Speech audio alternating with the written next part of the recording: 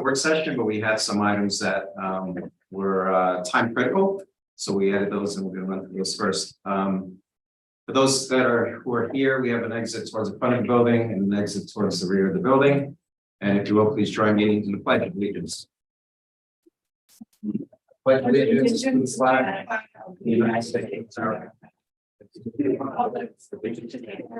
One nation under God, indivisible, with liberty and justice for all.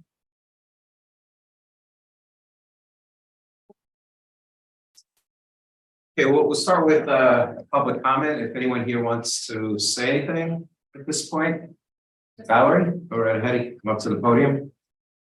Say your name and hamlet. Good evening. My name is Valerie Cancro. I'm the president and project manager of the Lewisboro Town Park Playground Improvement Corp, and I'm from the hamlet of South Salem. Good evening, everyone. I wanted to take this time this evening to just thank everybody on the board for their commitment to our grand opening playground in Lewisboro that happened last week on June 3rd. It was an amazing turnout. It was very exciting to see children and families utilize the park space. And we've just been overjoyed to see the gathering of community members. We did have some questions around whether there would still be time to donate bricks. So we are opening back up that fundraiser. You can check that out on our website. We also have done a collab fundraiser with the Lewisboro Library, selling the Lewisboro Illustrated, which is created by Marilena Pirelli. So it's a poster, you can pick that up at the library, because we have hopes to continue to add a couple things to the park, such as a communication board. And we just wanted to thank everyone for being behind the fundraising of the playground, and that we plan on continuing the fundraise until we close the 501c3, and the fundraised funds will go towards maintenance, updating picnic tables, and some additional upgrades. Yeah, so once we extend the donation period has closed, a team of volunteers working under the 501c3 would like to close the corporation in the final act, the Lewisboro Playground Improvement Project. This has been an honor to work on this project, and I know that the volunteers are looking forward to enjoying the playground. I also wanted to read a letter that I wrote to the supervisor in giving our second donation from our fundraise funds. I'm a little long-winded, sorry. The Lewisboro Town Park Playground Improvement Corp is pleased to present the second check of $55,000 to the town of Lewisboro. These funds were donated by the Lewisboro community members, local businesses, and committee members. This is the second of two checks intended for the Lewisboro Town Park Playground project. We would like to thank the town board members, the Lewisboro Recreation Department, for your guidance and assistance, and we are grateful for your partnership. Lewisboro's commitment to providing inclusive recreational opportunities for all members of our community has been instrumental in making this playground a reality. So I wanted to thank you for that. We have donated a total of $201,000 towards this project, with the blank bricks and the chess tables that we had purchased. And then just for anyone who's here that would like to see, this is what the communication board looks like, that we're fundraising with the sales of the Lewisboro poster. Well, thank you for that. So we can Of course. record. Thank you. Thank you very much, Valerie. Thank you, Val.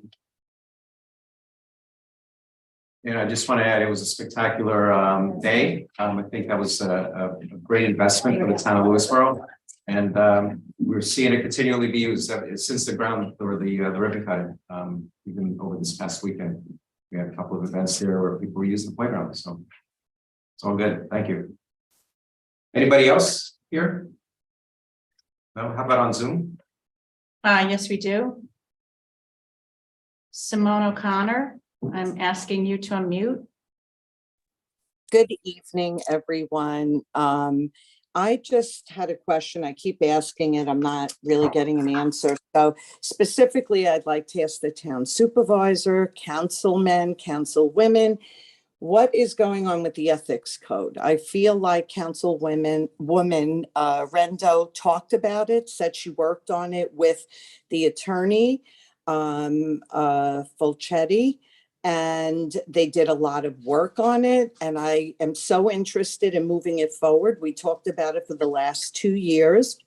I'd like to get people interested in being on the committee, and we should use it as an avenue. And we're not getting any answers. And I kind of just want to put it out there to understand why we can't get it on the agenda, why you're not dealing with it. That was something we discussed at the last elections and nothing's been done, pushing it forward. So my question is just why? Thank you. All right, thank you, Simone. Thank you. Carol Cernak, I'm asking you to unmute. Hi, it's Carol Cernak, South Salem, New York. I just have a quick question, and as I didn't see it on the agenda for tonight's meeting, what the update is on the Salt Dome lease agreement. I'm hoping somebody could answer that in some way tonight, so it can be on the record. Thank you. That's it. All right, thank you, Carol.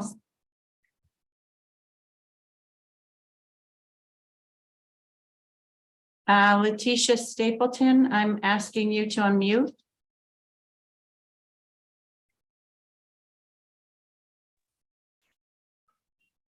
Hello, everyone. How you doing? Can you hear me? Yes, we can, Letitia. Okay, great, perfect. I just wanted to remind everyone about Juneteenth this weekend, Saturday. From 12 to 5, we're having a Juneteenth celebration.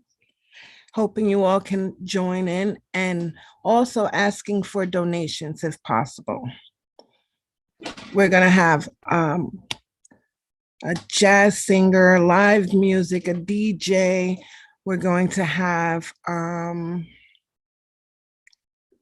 African drummer who's going to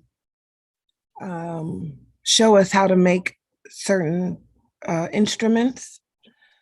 And I'm hoping that we all can come together and enjoy. It's a town event also. And thank you all. We're gonna have some fun though. Thank you.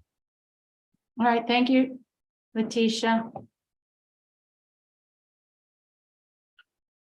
That's it, Tony. That's it? Okay, great. All right, next we have the consent agenda, which includes the approval of minutes of May 22nd and the monthly reports from the building department and the police department. Motion to approve the consent agenda. Second. Discussion? All in favor? Aye. Okay, I just want to make a note that the building department had a phenomenal month in the month of May. So Basically almost hit the year's budget. Was component of that was Mercedes the month? for the month, I don't think so, but no. Kevin, Maybe more so. saying no. Okay, Yeah. good. Okay, next we have new business. We're gonna, again, just for everyone here, this is supposed to be a work session, but we Wait, have these new we business voted on items. We didn't vote on Oh, it. We did. we We did. did vote? Yes. All in favor? Aye. All right, thank you. Good. Sorry. So we have new business, some business items. These were items that were time sensitive, so that's why we included in this agenda, or else typically this would just be a work session to discuss the comprehensive plan. But we'll hopefully move through these quickly. The first one is a resolution approving suburban carting application for license to collect and dispose of refuse and recyclables. It's the annual renewal. So I'd like to motion that we approve. Second. Discussion, all in favor? Aye.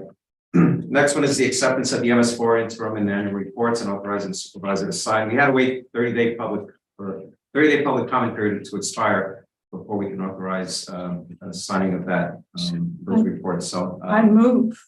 second discussion, all in favor? Aye. Were you able to sort through all the comments? It's probably a lot of work. 0.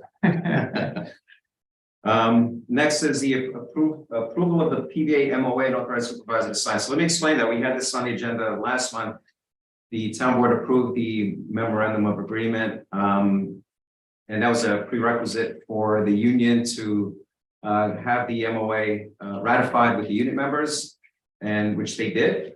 And once they ratify, the union wants it to come back to the board for us to ratify it again. So motion to approve the PBA or to ratify the PBA MOA post ratification by the union. I think, So- yeah, somebody else has to make the motion. Yeah, motion, yeah, someone else. Andrew Randall move. And Mary Shaw seconds. And just as the town attorney pointed out, this is a 5-year Yes. agreement. Correct. So, yes. Yeah. Nice. And just to add to this, there is going to be another agenda item related because the MOA needs to be incorporated into the collective bargaining agreement. So we'll have it on the agenda again. And I think Greg is on, right? That'll be, that'll be the end of it, once you get to the MOA incorporated into the actual collective bargaining agreement. Okay, great. Don't we have to do a roll call for this one? I would please, if you would. Okay, so Mary Shaw, Aye. Rich, Aye. Andrea, Aye. Dan, Aye. and I'm an aye as well. Here it is. Not supposed Oh. to, Okay, because we're I'll abstain. authorizing you. that's right. That's right. That's true. I guess. Okay, next is the it's this is for the Truesdale Walkabout wastewater solution, authorizing the town to be the lead agency for the lead agency of intent that authorizes supervisor to submit intended use plan for the water quality improvement program grant and the water improvement infrastructure act grant. those are- Go ahead, Greg. Those are two separate initiatives. First We is have to that- do them separately. Yes. Please, yeah, yes, one is a notice of intent to act as lead agency, so that can be then circulated to all the interested agencies, and the second item would be authorizing the supervisor to submit the grant application under the IUP, the WQIP and the WIA grant pools. All right, Okay. So we'll do the notice of intent first, Please. and then that's for the WQIP. That's for the WQIP. lead agency.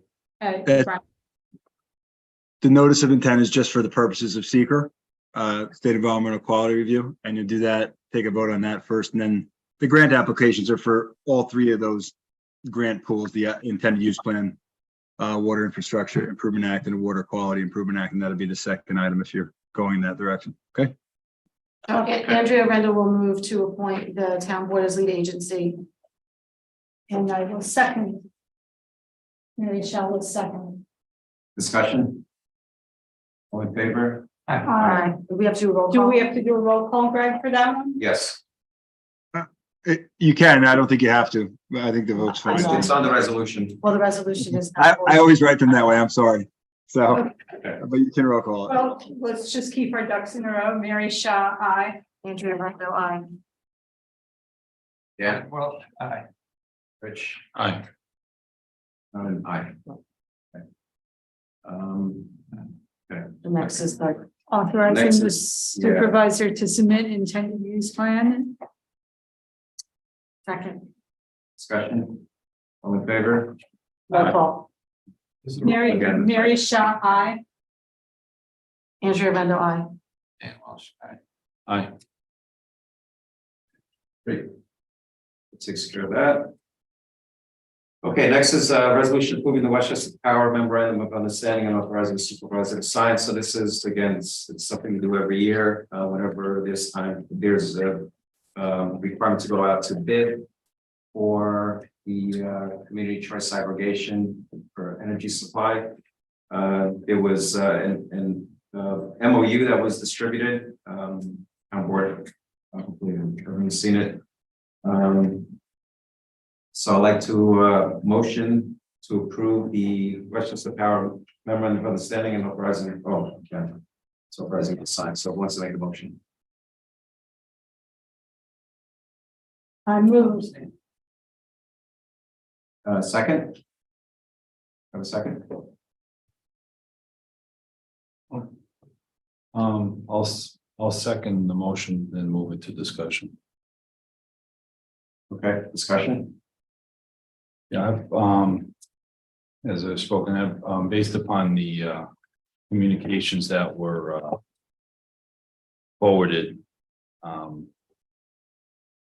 including from Nick Tedrow. He's here, by the way. Oh, hey, how are you? Okay, good, I can, Ask a question. yeah, so. Nick, if you can get up. Podium, just, please. And introduce yourselves to our. Absolutely. Hi, everyone. Yeah, everyone online in person. My name is Nick Tedrow. I am the Senior Program Manager for the Westchester Power Program at Sustainable Westchester. And I can give some additional. What's that? Oh, yeah, of course, I'm here with my colleague Anjali Khanna. So, I just want to just get some points of clarification, if I could, if I understand it. And there was some emails that you forwarded around some new developments at the end of last week. Yeah, absolutely. So if I understand this, the MOU takes us essentially from about now, really June 30 until such time, really the end of November, I think is when it is.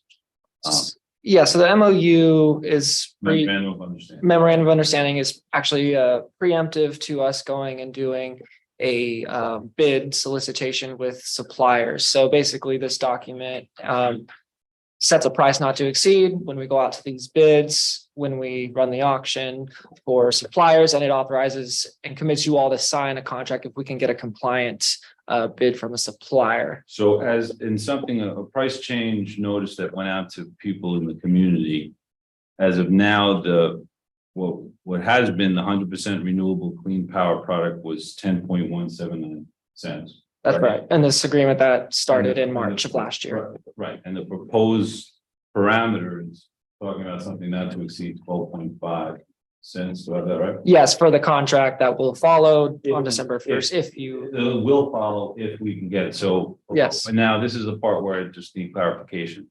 So currently, for our current agreement, we have 100% renewable clean power product. But based upon your communications to the board, you're saying, if I'm understanding correctly, that suppliers, the renewable energy market is so tight, we will not be able to secure enough to commit to 100% renewable supply in 2024, but that we have a chance to achieve 50%. So your best case scenario in going forward in the bidding process is hopefully getting something that's a 50% renewable product purchase, right? That's what you're hoping. that's what we're putting into the request for proposal from suppliers, and that's what we'll be taking bids for the product rather than 100% renewable. So So your the best market, case scenario based upon how you're looking at the market right now is that hopefully we'll get a 50% and not the 100%. yeah, I mean, we will do a 50% product. That will be the product. Maybe the verbiage or semantics of it were a little off, but that's the product we're going forward with for the 5 communities in your area based on the availability of the renewable energy certificates right now at the state. Can I ask a question about that? Though you mentioned 5 communities, but how does that differ from the 29 municipalities that are Sure. involved? Right, yeah, so Lewisboro along with North Salem, most of Bedford, or a good portion of Bedford, Somers, Pound Ridge, altogether are in the NYSEG utility service zone, whereas the other communities south of you all are in the Con Edison territory. So that's just the virtue of how these aggregations are split up, and your communities are in one utility, and you've been participating in this program together as an aggregation, and then those folks in those communities down south in Con Edison are part of a larger aggregation.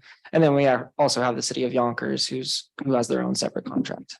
So on the price comparison, you're hoping to get in the new contract, something that would be 50% higher than the standard product, with the hope that you get 50% renewable clean power. Say that one more time, I'm sorry. Okay, so, yeah, that's what so you're at 8.7 cents for the standard product. Right now, you're right. So that's where you are right now, and Yeah. you're hoping with the new agreement, which is a not to exceed 12.5 cents. And that would be for the renewable, for the coming 50% up, renewable. Which would, Yeah. which would be. So we would still offer a standard product, actually. So that the price not to exceed is set by the What I'm getting renewable. at, it's 50%, well, close to 50% higher for something that's 50% renewable.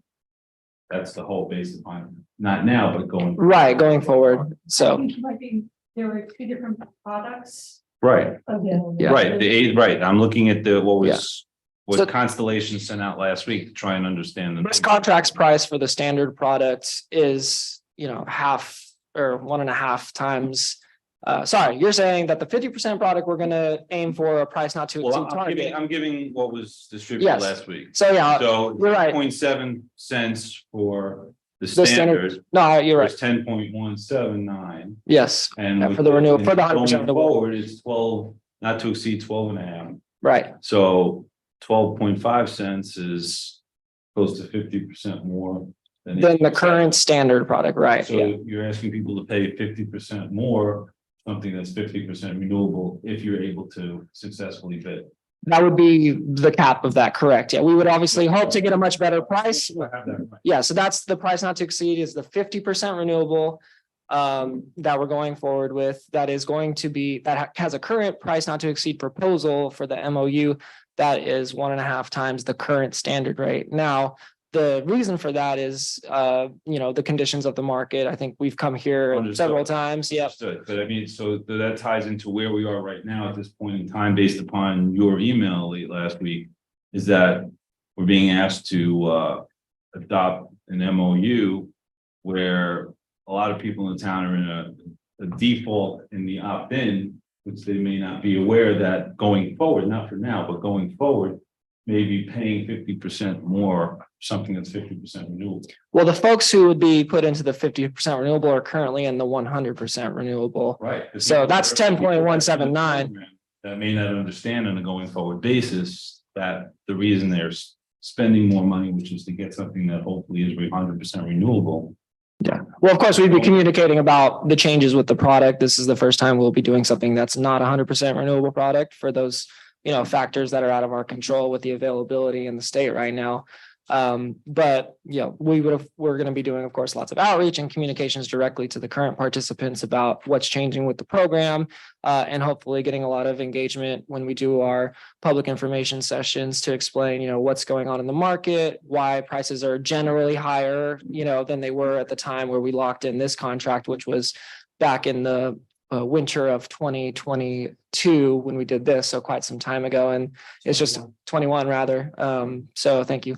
Quite a different market that we were in there. We were entering sort of this rising and volatile market at that point when we locked in these rates, and now we've just been living in that market. Luckily, with our fixed rate, that's been below the market rates for most of this contract, but now we're renewing, so we're kind of dealing with that volatility. So, and this is for a 1-year term, so what? We solicit for multiple terms. So we'll ask for bids for 12, 18, 24 months, 36 months. And then, we would make a value judgment based on what we have approved in the MOU from you on a price not to exceed, and evaluate all those different offers for what's going to be the best value for the communities.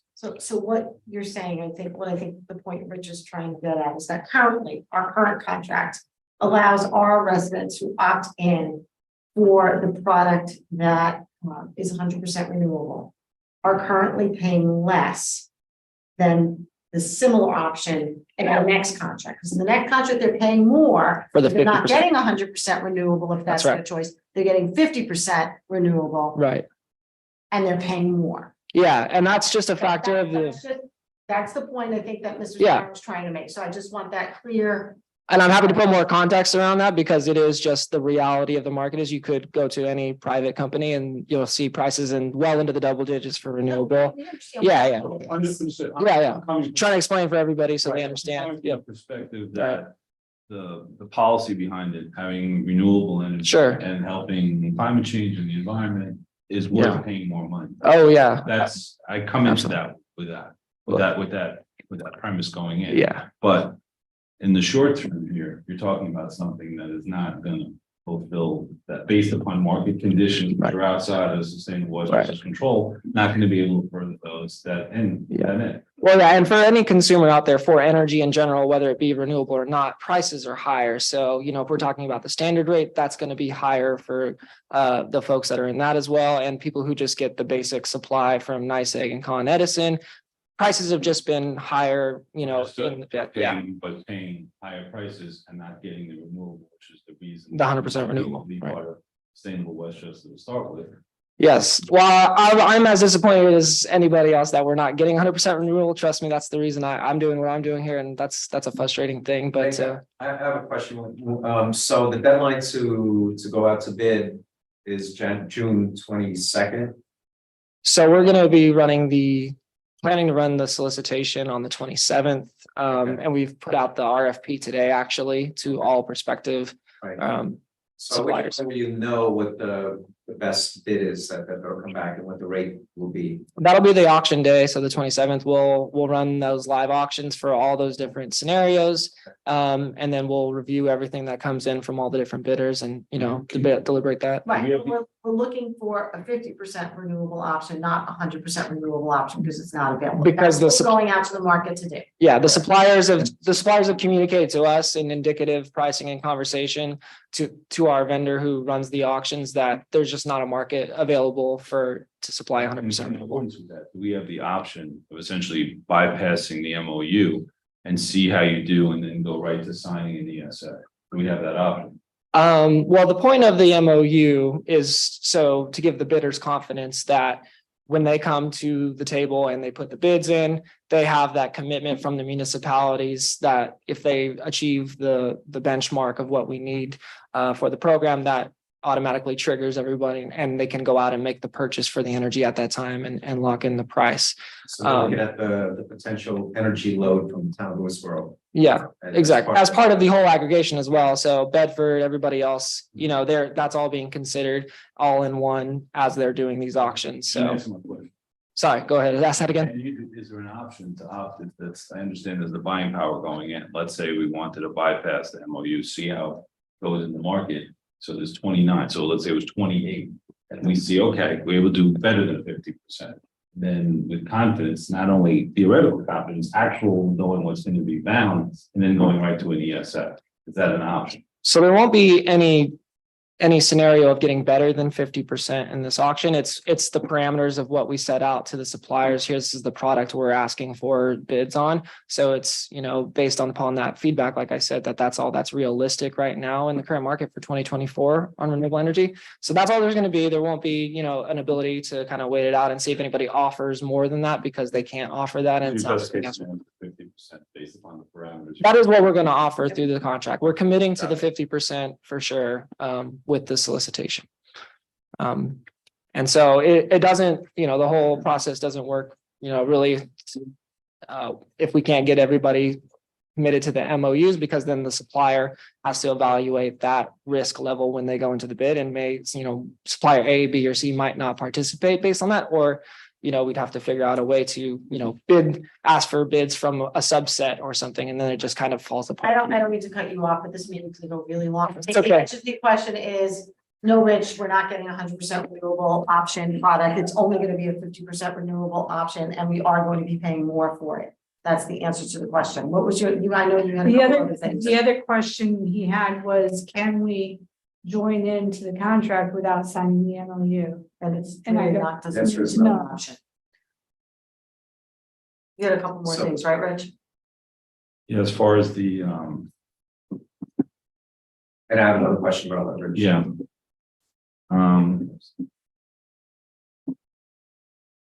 And that's what the revised proposal is, a default product, 50% renewable clean. Yeah, so that's modified in the draft. Okay.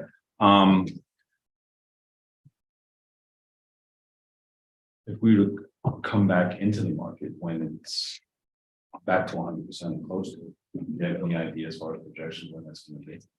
So the feedback is based on, the availability of outlook for 2024 right now. So suppliers have been indicating to us that for 2024, there's not enough availability out there to support 100% renewable product that we would want. So without, some drastic change that I can't predict, but I would very much welcome and hope for, there's not going to be, anything additional available for 2024, unfortunately. So you're looking at least a 2-year window, hopefully. Not necessarily. There are, some regulatory things happening to try, the state is responsive to this and wanting to make those renewable energy certificates more available. We're not the only CCA administrators in the state. There are several others, and they're all having to do this 50% product right now, which nobody wants to do. So the state's going to try and make different classes of these renewable energy certificates available to the voluntary market, which we buy in versus. How do you, the people in Lewisboro, as I guess my last question, how are you going to communicate? How do you communicate to the people in town who have by default opted into this program, that they're aware, hey, going forward, maybe this year and the following year, you're only at 50% renewable. And the reason you came in or stayed in or allowed yourself to be in is because you're getting or hopefully 100% renewable products. So you're paying more for something that's not further in the goal. It's 50, more than 50%. Right, What yeah. you're trying to do. Not incrementally, yeah, much more incrementally achieving the goal than versus being 100% renewable. Great question. So like I said, we do mail notices out directly to all of the participants when we're going to have pricing changes. So we're also going to be doing a lot more, in-person outreach and public information sessions. Part of that is just a recognition that, especially in these times when the conditions are changing, we need to do a lot more of that. But also there's regulatory reasons for that as well. So we're going to be doing a lot of local events. We already have a public library session scheduled already after this solicitation to educate and inform folks about the new contract, what's changing, and so on. So that's already scheduled at the library here. I think the week after 4th of July. So we're going to be doing a lot more of that, just, being visible and offering a lot more informational sessions, being a community events and trying to get word out and inform people. I'm sorry. Last question. I'm going to give Sure. you a softball. Tell me why people in Lewisboro, why we should support this MOU in 2023 based upon current market conditions. Yeah. It is the best thing we can do right now through this program where we, before we've been doing 100% renewable. So folks, we're doing the most they could at that time to support renewable energy with their electric supply choices. And this is still the method they could do that through this, community vetted, municipally approved program that's overseen by the PSC. There's no contracts with this program. It's very consumer friendly. So they're still having this valuable available option to them that also offers fixed rates that they can use or not use if they decide it's not the value they wanted anymore. But, we are doing this big, important thing together as a county to be on the leading edge of the transition to clean energy. And so sorry about that. And one of the, because you touched on it around now is the fixed rate. So there is this is a fixed rate for the term, whether it's 12 months or 18 months, depending on what you're going to get. That's right. Yeah. Response. That's a big part of it. Like in the winter time, we expect rates to spike as they have. I was going to say, so 2 winters ago, we had a fixed rate, the one that Rich quoted was like 8.7 cents for the non-renewable, which I know a lot of people opted into that. And I don't know what the breakdown is, non-renewable versus renewable in Lewisboro. But when NICEAG rates were at 20 cents a kilowatt hour, right, we were receiving a lot of calls here at the townhouse on how to switch into this program. Yes. And that's, we generated an email blast that went out. And so that's something to keep in mind as well, is the fact that this is a fixed rate option that people utilize. Certainly in an environment where energy prices are going to be elevated, no matter who you're getting it from, we offer a fixed rate that insulates folks from spikes in those charges that you will experience if you're on a variable rate, whether it's the utility or somebody else. So there's definitely a budget element that's really valuable for a lot of folks too. And I have one more question, and then Andrew, you can go.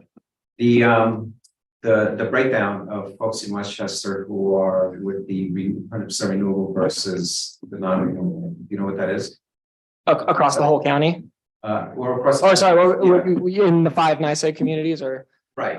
So all but Somers of the communities default to the renewable option. So for them, it would be the inverse, but for the other communities, it's 99% basically for the renewable. We had some changes, especially with the winter this year, where there were people organically opting in for the standard, which kind of boosted those, or some people switched because they wanted the best deal possible. But by and large, this program has a lot of people in the renewable program, and therefore, a lot of people in our county that are supporting renewable energy.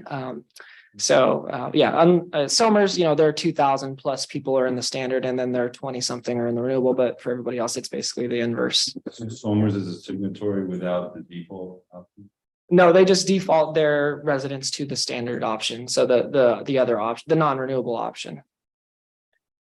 So they're one of 2 of the 29 that do that in the whole county. So here's my question.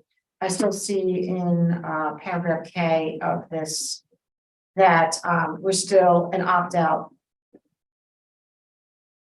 So that means our eligible customers have to opt out if they don't want to participate. And I've never been a fan of that. Right. It was, and many of our residents or some of our residents have voiced that as well, that they're unhappy with that and because some miss that. Right. And they would prefer to opt in. So I have a problem with that paragraph. I want to know what the likelihood is that we could change that to an opt-in instead of an opt-out. And then I think Rich and I also had a discussion where we were looking at paragraph M, which indicates that we're a participating municipality and as such are a dues paying municipality. Do you know how much the town of Lewisboro pays to be a participating municipality? Yeah, so that is only paid for, your dues are actually your Sustainable Westchester dues, so you pay $1,000 to be a member of Sustainable Westchester, which is, all the other programming we do besides Westchester Power. You don't pay anything specific to be in Westchester Power itself. So that's that due charge. So there's nothing additional for taking advantage of this program.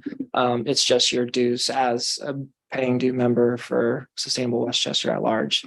And the first part of your question about the opt-in, that's how this programs like ours across the state, how it's structured at the regulatory level. They're just opt-out. So there's nothing we can do to change that. Functionally, it operates the same as the utility. When you sign up when you move into Lewisboro, open an account with NYSEG, you automatically start getting their electricity supply without another option. So the difference here is just, folks like yourselves at town councils and boards vote to make, us the default supply option rather than the utility in their area. So functionally, it still operates the same way. It's just the first time ever people actually have a choice really on the default side, by virtue of their elected officials. So they always, again, have the option to switch back to the utility if they want without any fees or penalties. When we do, change contracts over, there'll be a 30-day period minimum where they'll get a notice in the mail ahead of the end of this contract, which is November 30th. So they'll get a letter in the fall stating what the new rates are, in addition to all the outreach and education we'll be doing to inform people ahead of time, and they'll have the ability to opt out anytime before this. But there is a very specifically designated window after we send these notices out about the rates taking effect in December for them to opt out or change to the other supply, or, find us and contact us for more information about their choices before they ever take effect. So if they don't like the new rates, they could get out before they ever go into The effect. answer is no, we can't go from opt-out to opt-in. That's right. If someone has already opted out. It's been a long week.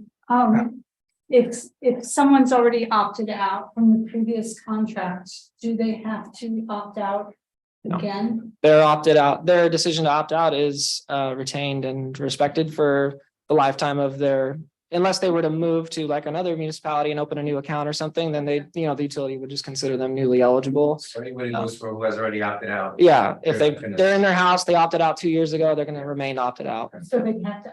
They could opt back in if they wanted to at any time as well, and then Okay. go back and forth as much as they want. But yes, if they decide to opt out at any point and that's the way you want to stay, then we would never automatically opt out. No current enrollment program In town.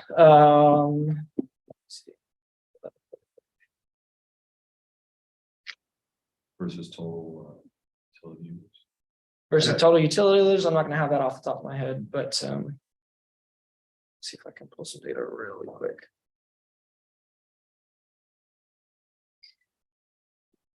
I think that's an important point. So folks that have already opted out, they're not gonna see any notice for opting in.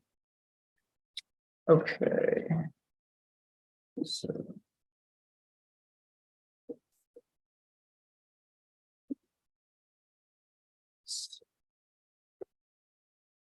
So I have the February of this year month handy, so it won't be too much different than today, but it's 1,566. That's household. That would be accounts, so households It's or about 25% units, yeah. population, or We like 4,000 households. 4,000, I believe. And since we were asked, About 30%. since we were talking about this earlier too, 1,464 of those are getting the renewable.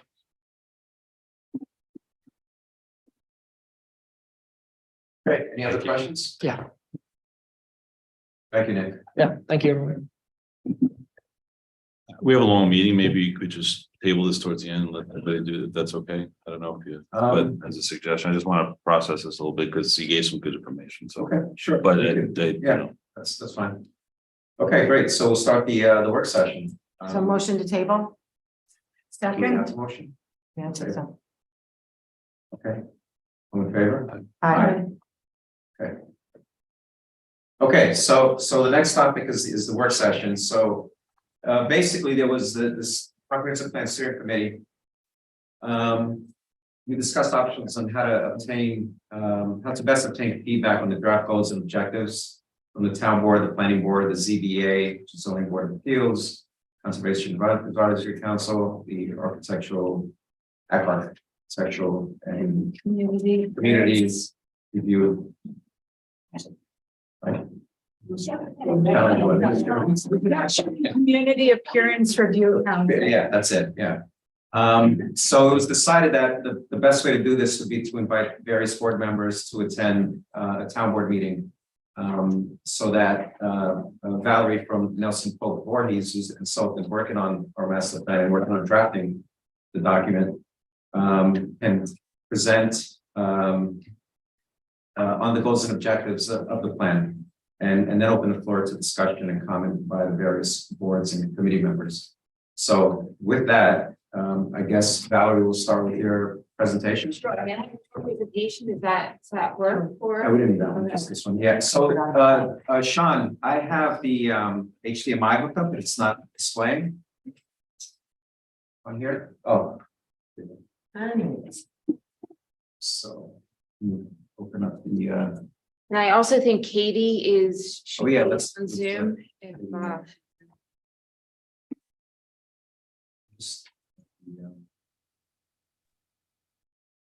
Hi, everyone. Thanks so much.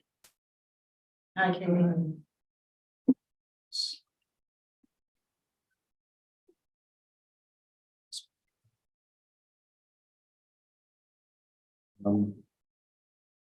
Is this it? Oh, okay, there's a, yeah. Yeah, either one, whatever one you prefer. One's PDF, one's PowerPoint.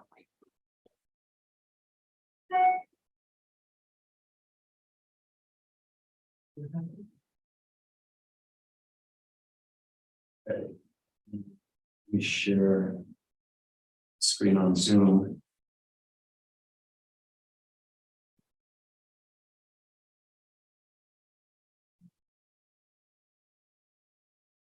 No, It's great. great. We don't need to see.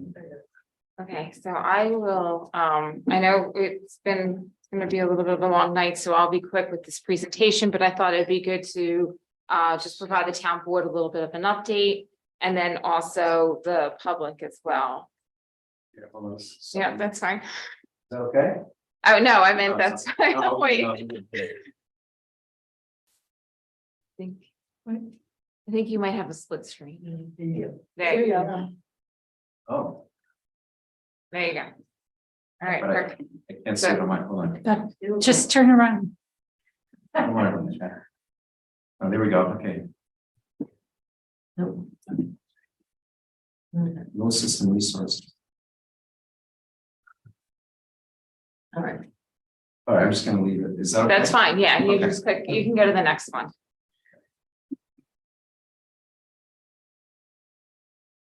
Perfect. All right. So this is, I know it's a little bit hard to read, but basically, I just wanted to let the town board know that we are on schedule. We originally were anticipating having everything completed by the beginning of the fall, but that has been extended slightly till the beginning of February, and that was mostly because of the timing of the public outreach process. But we have completed the, basically, we've completed the outreach plan, we've completed the existing conditions. We've had the first set of public workshops. We've also developed vision goals and objectives, and we've now had second round of workshops. So we are on process, and right now heading into the summertime, which we will anticipate drafting your comprehensive plan and some of the zoning amendments associated with the goals and objectives. So we are on schedule for completing this hopefully by the end of the year. And next slide. So again, just for just for the public's information, so there's three basic components of the comprehensive plan process, and that really deals with existing conditions report. And that's your baseline inventory, and that has been completed since sometime early in the winter, and that's available online. We also have the comprehensive plan itself, which is the visions, goals, and objectives, which is where we are in the process. And then we will be, the third piece is actually really developing the comprehensive plan and recommendations for zoning amendments, and then undertaking the environmental quality review associated with those. Next slide. So again, the inventory analysis report, which is available, I was before the town board back in February discussing the overall topics, but as you can see, the topics do vary between land use, environmental resources, transportation, housing, economics, park and recreation, and historic scenic resources, as well as climate change and resiliency.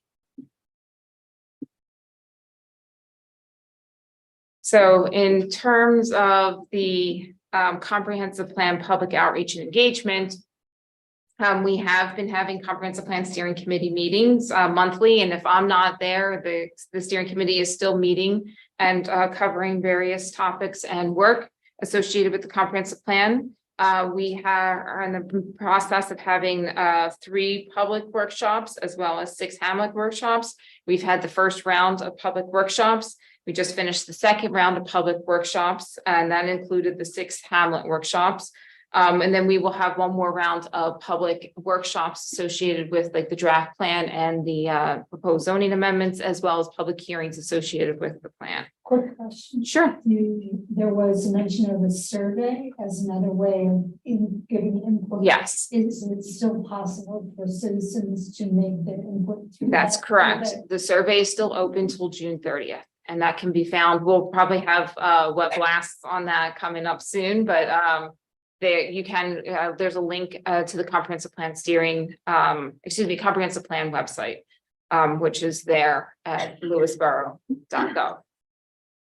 We have also been outreach to the town boards and committees, and this is another example tonight of doing so. And then we've had surveys. We've had a first round of survey for the associated with the first public workshops. We do have a second survey open now, and then ultimately will depend on the comprehensive plan steering committee whether we'll have a third round of surveys. We are undertaking web blasts, and also the comprehensive plan steering committee developed community outreach teams, which have been very successful in trying to drum up support for this project, as well as get community engagement and information out there amongst the community. So I just wanted to touch, I'm going to turn it over to Katie for a minute or so. I wanted her to kind of really highlight all the efforts that the Comprehensive Plan Steering Committee has been undertaking in terms of public notification efforts. So Katie. Hi, I know you've all seen this many times before, so we don't have to go through it. But I'm really, really proud of all of the volunteer effort that has gone into making this process as inclusive and wide-reaching as possible. So thank you to all the volunteers on our community outreach teams. We've done all the same great outreach work with a lot extra this round. And we listened to feedback from the board and from community outreach team members on how we could expand outreach even more. So just some things to highlight. We still have a link up on the Parks and Rec webpage. We did a library program, in person and online virtual. There was a presentation and interactive workshop to the senior adult group through Parks and Rec, and then a follow-up workshop where participants completed a paper version of the survey. There were posters and lawn signs that were almost entirely donated by local business and community members. We got involved with the school district. We visited firehouses in LVAC and delivered posters. So lots of great outreach stuff that has been done by all of our awesome volunteers. We feel really great about all the work that's gone into this. So just as a summary of the first round of public meetings, we had 122 people attend, approximately 35 people attended each of the 2 virtual meetings, so a total of 70. And the public survey had 160 people answer the survey. The second round to date so far, and it is true, the 122 people again attended different people, but I really did. I double counted. I'm like, it is 122 again.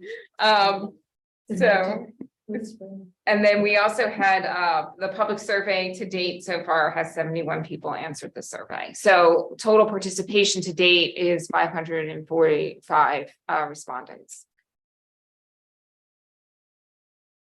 Okay, so again, the topic of tonight is to really talk about to get feedback from the boards and committees that are here at this work session to really talk about the vision statement and to get your feedback on that, as well as the goals and objectives. So just to kind of touch base on how the vision statement was actually developed, this was based on round 1 of public input process, the in-person and virtual meetings, as well as the survey. It also included feedback from meetings with the individual town committees, councils, and boards. And then it also included, looking at what we found in the inventory and analysis piece and really pulling out that information as well. So the vision statement, and you can go to the next slide, based upon that, the vision statement really focuses on Lewisboro growing connections to our community, environment, and each other. It specifically says the town of Lewisboro is a rural historic community composed of 6 hamlets: Cross River, Golden's Bridge, Lewisboro, South Salem, Vista, and Wacabuck, each with its own distinct character and history. The town's ideal location affords residents easy access to the New York metropolitan area while offering escape from urban environs.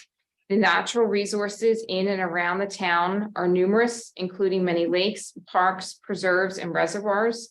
As a result, ecological sustainability and preservation must be integral to any community growth in the town may experience. In the next 10 years, the town of Lewisboro will continue to maintain its rural and open character while evolving to increase social connections and a sense of place within the hamlets, strive to improve connectivity by expanding its technological infrastructure and various modes of transportation, including walking and biking, pursue an environmentally sustainable future by protecting and enhancing existing natural and historic resources, transitioning to renewable energy and developing climate resiliency initiatives, work towards an economically sustainable future by expanding community-based businesses and local agriculture, seek to expand and diversify housing opportunities through appropriately scaled development, and moreover, the town will be an equitable and inclusive place across all hamlets.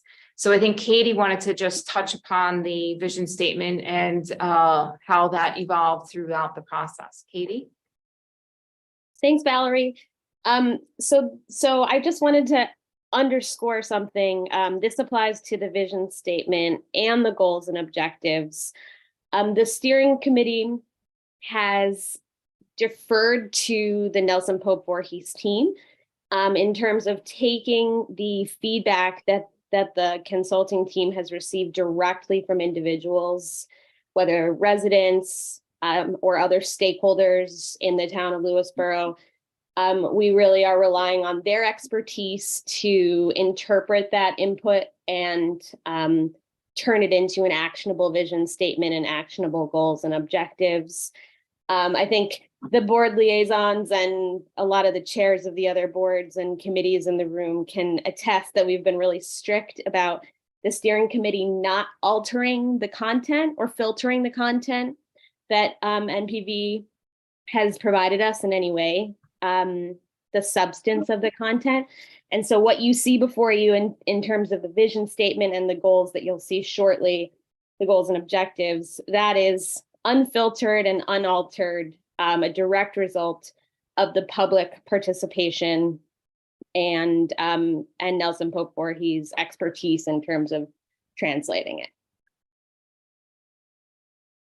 Thank you.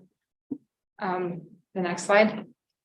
Okay, so based upon the vision statement, which is, again, it's very broad, it's visionary, we're developing goals and objectives that should support the vision statement. It also gives a little bit, goals and objectives give a little bit more focus on the comprehensive plan. They also focus on very specific topics that can then turn into actions. The objectives themselves, when we go through this comprehensive plan process, will specifically identify short-term, medium-term, and long-term actions, as well as responsible parties to move those actions forward. And then the goals and objectives also create support for amendments to the town code, and then also will help with support in future grant applications, as well as other future decisions from the town. So all in all, we have 19 goals that we're proposing, as well as 105 objectives. So I am not going to go through each and every objective tonight. I'm sure everyone will thank me for that. But in general, I just wanted to highlight a couple of things dealing with the goals. We do have land use and zoning goals that really focus on, maintaining the Lewisboro's current character, but also looking at updating the zoning in terms of, making it a little bit more modernized and seeing where things need to be streamlined as necessary. Housing, one of the things that we've heard throughout the process so far is that, we want to look at potentially allowing for some diverse housing opportunities, accommodating all generations within Lewisboro, but not necessarily doing drastic changes to the zoning. So some of that does include in the objectives, looking at, your accessory apartments, looking at some mixed use housing that's already allowed in your commercial districts, but just making sure that, there's no obstacles in either one of those types. And then also one other thing that we are suggesting at this point is looking at potentially a senior housing overlay. And this would be something that, as I've been explaining to the public over the past number of workshops, that this would be something that you would develop criteria that would specifically identify what type of property would be opportune to have this type of housing. And then a developer could petition the town board to land that particular zone on a particular property if it met that criteria.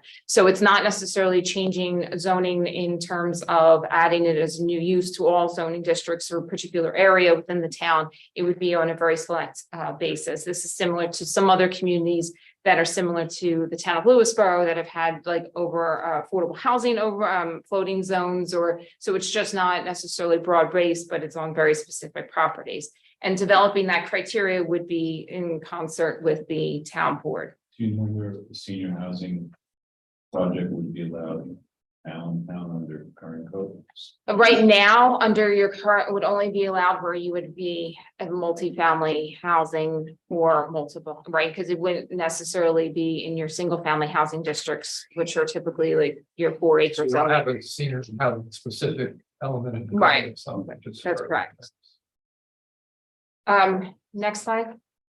Oh, I'm sorry. The one other thing you don't have to go back. The other thing I just wanted to highlight economic development. A couple of things with that is we really wanted to provide more foster local businesses, really focus on local businesses, local agriculture, and really try to, again, streamline some of the processes as well as encourage continuous business development where appropriate. The next slide is natural resources. Again, we've heard from the community. One of the things is to really protect, preserve, and promote and improve access to Lewisboro's existing natural resources, as well as the health of existing natural resources. And this really focused on, your lakes, your reservoirs, and your wetlands. Another goal is to really focus on climate change and sustainability. And this is really looking at moving similar to the conversation you had tonight, but incorporating new sustainable and green infrastructure technologies throughout the town of Lewisboro. Infrastructure, you can go to the next page. The infrastructure really focused on maintaining and upgrading existing infrastructure. One of the things that we heard, of concern was, your septics and your sewers. And we also heard a lot of concern expressed within the community dealing with your broadband Wi-Fi capabilities, as well as, electrical outages. So these are things that we were highlighting that, need to be looked at, and also consider looking at different types of avenues, grants, and the like. The other thing with community facilities and services, really looking at, one of the other things that we've heard throughout the community is really looking at, maintaining and upgrading recreational facilities. Also looking towards improving, public spaces and community facilities, as well as continuously to support the government, departments and really help with in terms of, department functions. Transportation and mobility, again, we heard a lot of trying to connect certain key areas within the town, as well as multimodal transportation systems, including bicyclists, pedestrians, sidewalks were appropriate, and also look at increasing public transportation resources where, again, where appropriate and where possible, and then work towards creating safe streets for all users, because we heard loud and clear that a lot of people have concerns with a lot of the state roads throughout Lewisboro. And then finally, looking at community character and historic preservation, really preserving Lewisboro's existing rural community character, as well as ensuring the gateways, hamlet centers, and scenic corridors really try to create not necessarily a monotony or a very specific identity, but that when you land in Lewisboro, you know you're in Lewisboro, and when you see the different hamlet areas, you also have that sense of Lewisboro. So that in a nutshell, the next steps for the comprehensive plan process, not necessarily tonight, finalize the vision, goals, and objectives, and then work on the draft comprehensive plan and proposed zoning text amendments. So tonight I do have copies of the goals if anybody needs copies. And Supervisor, I'll look to you and we can open it up for discussion and feedback, and all the feedback that we received tonight will get incorporated with the public feedback. And then we'll be providing any revisions that we feel that are potentially necessary to the goals and objectives. I have a crazy idea. About we switch places with the board chairs and let them sit up here. Well, how many board chairs are here? Raise your hand.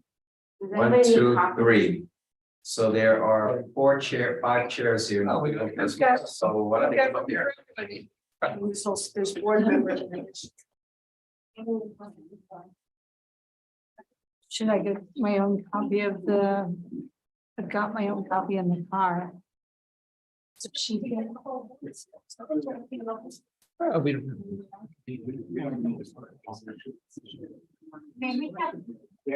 don't need to switch. Oh, well, we're gonna be board members. We got chairs, we don't have to switch, but you can go to chairs here. You guys come up. Sammy asked me, Oh, right. does it look like I want to? Maybe. Yeah. Tony, would you mind stop sharing your screen? That way the viewers Yeah, on Zoom I'll can do see. that. Thank you. There's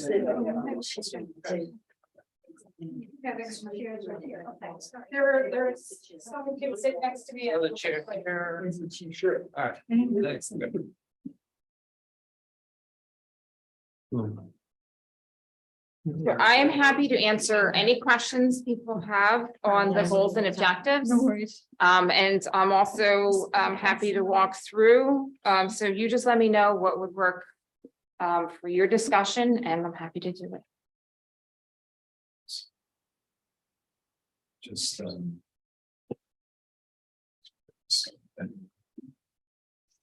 So I just want to say, even though as a board chair I'm up here, I know board members are back there. So if any board members want to shout out, please feel free to do so.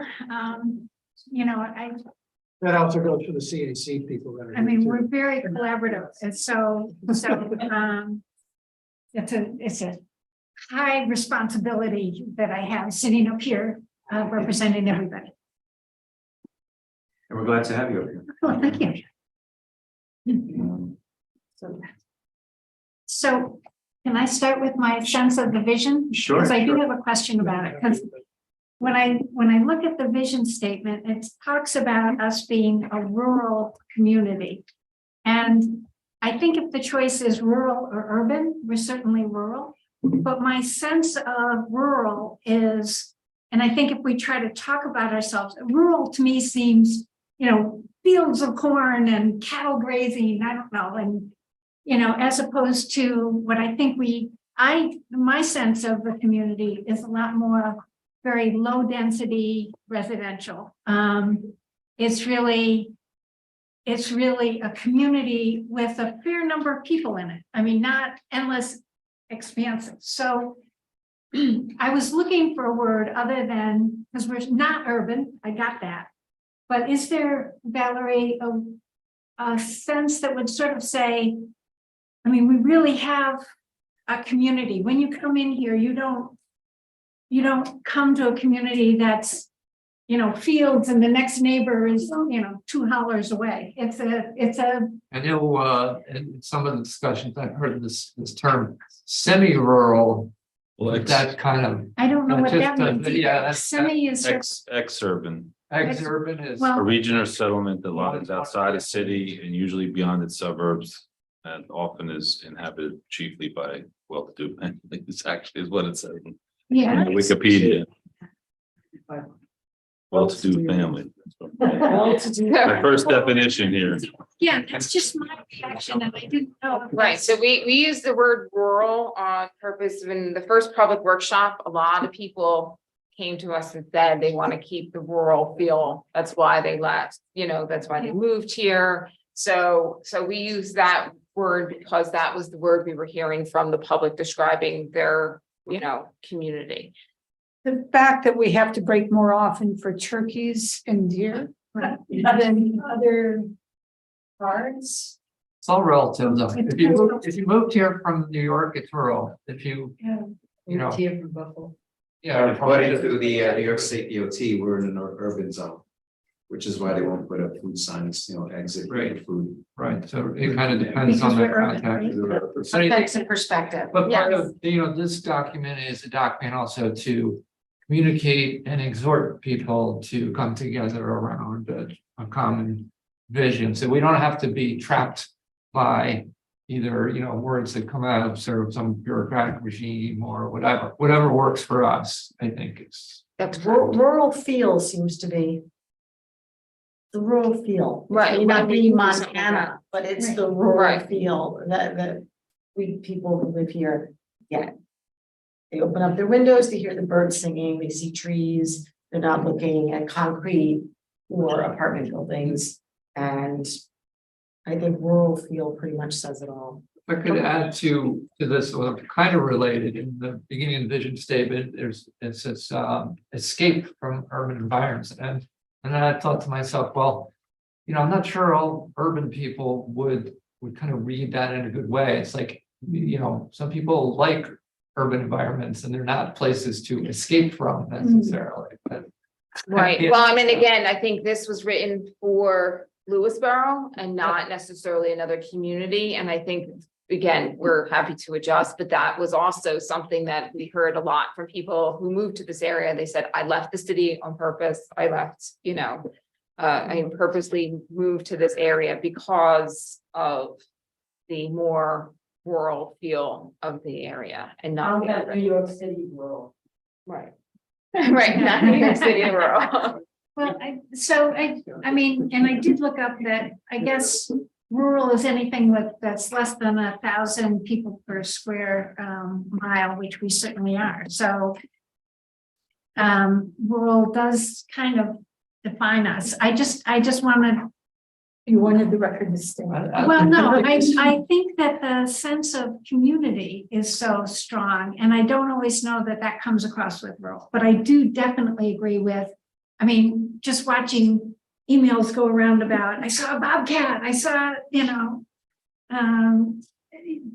I do think that people do like that. So I agree with that, but I just was trying, you know, maybe is there a way to build in more, like, we do talk about a sense of place and a sense of community in the mission statement, and maybe that's enough to get, you know, the lonely expanse of Montana, you know, to use your word. Imagining some statements from residents in the beginning here where they actually kind of give out, you know, what it's like to live here or, you know, what it means to them, something, maybe that would be more of a kind of enjoyable Well, I think that's how Contrary. she got to this, right? I mean, Yeah. how, and not just Valerie, but NPV got to this was by our statement. Oh, yeah, right. So maybe So, there's some. yeah, okay, just one reaction that I had, because I think,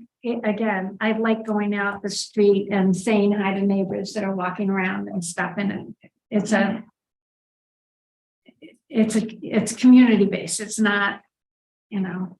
Well, we can look at another word instead of rural and. And I think Dan's thing is maybe the word escape, maybe a diversion, a contrast to urban environs or something that Yeah. doesn't, maybe if escape, if you think that's pejorative, maybe Yep. there's. Okay. wordsmithing on that. I hadn't noticed it before, but when I read it this time. All right, not critical. So, and continued maintenance, rural and open, I think definitely open and natural community, I mean, we're wordsmithing, but I'm done with rural. So, And do we want to ask? So Janet's the chair of the planning. Do you want to go to her committee members to see if anybody else has anything to add at this point? I think John's. And, no, I'm listening to what you're saying, and I do, for the community aspect. Actually, you should talk to the mic so people on Zoom can hear you, sorry. Valerie, if you want to sit up here, maybe we'll leave the mic open for, Okay, yeah. sure. if you wanna- Yeah, And for the folks at home, that was Jan Anderson, the chair of the planning board. I'm John Gusmano, I'm on the planning board also, and I don't really have any more to add, but I do agree with the sense of community, because we move up here because it is, you do meet your neighbors, you know your neighbors, you have a sense of peace, yet you still have access if you want to get out and get back down to the city. So yeah, that central location is really critical to the character of who we are.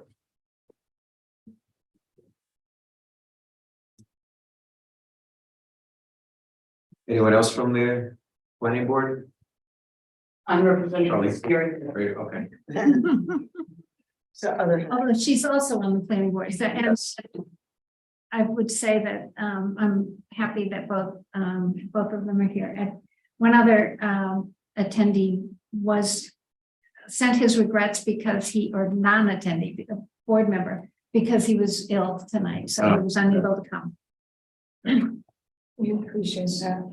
But he's staying home. Yeah, right, when people, don't feel good, don't come. Yeah, exactly. So any other department heads want to contribute? Anything from yours? Perspective? What can a member, you said members can jump in, right? Sure, yeah. So we, ZBAs. No, we're not to CAC. Actually, yeah. This is just these outreach of the committee for the state comprehensive plan. I was on the outreach committee. Okay. So, and I attended most, if not all, of the meetings that they held. Mhm. I just have a question on how we could envision a plan to incorporate more people. Because I know that I know people are reluctant to usually come out and speak up. And I know that from my own experience myself in dealing throughout life. But I noticed that we had a showing, even if we did, I think it was Valerie said it was 600 people or so. Let's say we did 1,000 people, all right? At 1,000 people, and this is, I don't want to be negative because I think it's a great idea, this whole, I'm for 100%.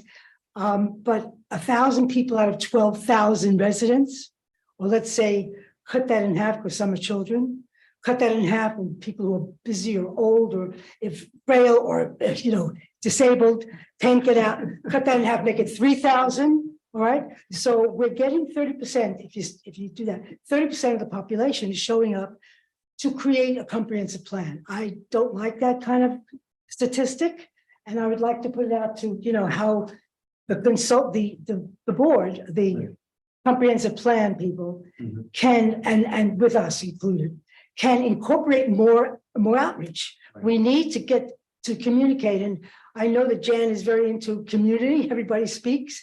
I don't see that. I'm a recent transplant from New York City. I could tell you this is rural, okay? This is rural, folks. The definition, this is rural. I'm sorry, your name? Eileen Nadelson. Okay. So, and I love this town. I mean, I love being here. And I want to participate in it. But the down home reality is most people don't participate. That's the down home reality. And I would like, since this is a small town, rural town, we have 12,000 people, that much. We should be able to get a lot more to show up. Yeah, well, we did, I mean, I think we did a good job at outreach with email blasts and. It didn't social come media. across, if I may say so. Yeah, 100 something, 600 people showed up. Yeah. Statistics will tell you the truth. right, So that's just my point. Yeah. I'm willing to get, involved in that, and I'd like to hear what other people have to say about that, because I don't really have the answer myself. But if there's a way to get people more involved, that's where the board should go. That's where the consultant. I mean, our email blasts go to, I think it's approximately 1,800 email addresses. Really. So that's, between that and And social media Parks and Rec. posts and Parks and Rec is a I separate even did list. a text blast that Right. hits 800 people. I don't know the answer. I'm Yeah. just saying it's obvious that even in small towns, Mhm. you can't get a show up. Right. We totally appreciate that. Thank you very much. Thank for your you. feedback, yes. Okay, so I guess we'll adopt once again. Oh, yeah, thank you. Yeah. I have two. good- And the prices with, Introduce yourself to. yeah. Yes, hi, I'm Duff Price from the Zoning Board of Appeals. I have two members with me tonight, Danielle Enfield and Todd Rendo. As far as the Zoning Board of Appeals is concerned, I know we've been talking about some updates and some changes and his inconsistencies in his zoning code and stuff. I'm not exactly sure what those changes or anything would be as far as we're concerned. The zoning code works pretty well. I'm sure there's a couple things that could be updated. I'm not exactly sure which ones, but I don't think there's anything that really needs to be drastically changed at all with the zoning code in this town. Right, and I think, correct me if I'm wrong, Valerie, but part of the exercise, once we draft the plan, is to determine what the potential changes could be. That's correct. Right. That's right. And that's the next, and a lot of it will be, because part of the overall project is to look at the zoning, when you say zoning amendments. It also can mean just, updating definitions. It could just mean, looking at, like, for example, there have been new, like, for example, town law, New York State town law, making sure that, the site plan approval process is, meets the town law. There have been some updates to the subdivision process. And I'm sure your attorneys have been on top of that too, but I'm just using that as an example. Those are the types of things that we will be looking at as part of that process. So my question is that when those proposed zoning amendments would go into draft form. Yes. At that point, would we then bring in the zoning board in an advisory capacity to look at them and give us their comments? Sure, yes, that was the next round is going to be, again, reaching out to, I'm gonna say the town board, boards, land use boards to get their comment on it, and then it would, so the town board as well as, the public's comments. Okay. Could you come up to the mic, please? Sal. So the folks at home No problem. can hear you. With It's from Yeah. is architecture and community review and advisory council. I forget myself all the time. Well done. Well done. But, Well done. So Chris Winter again from Acre Board.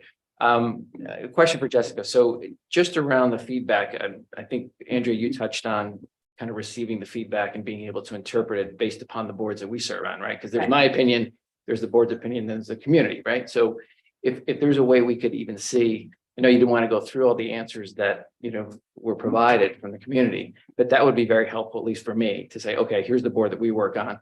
What aspects that the public provided can we now kind of take a look at and then bring back to our board and to, the councils here.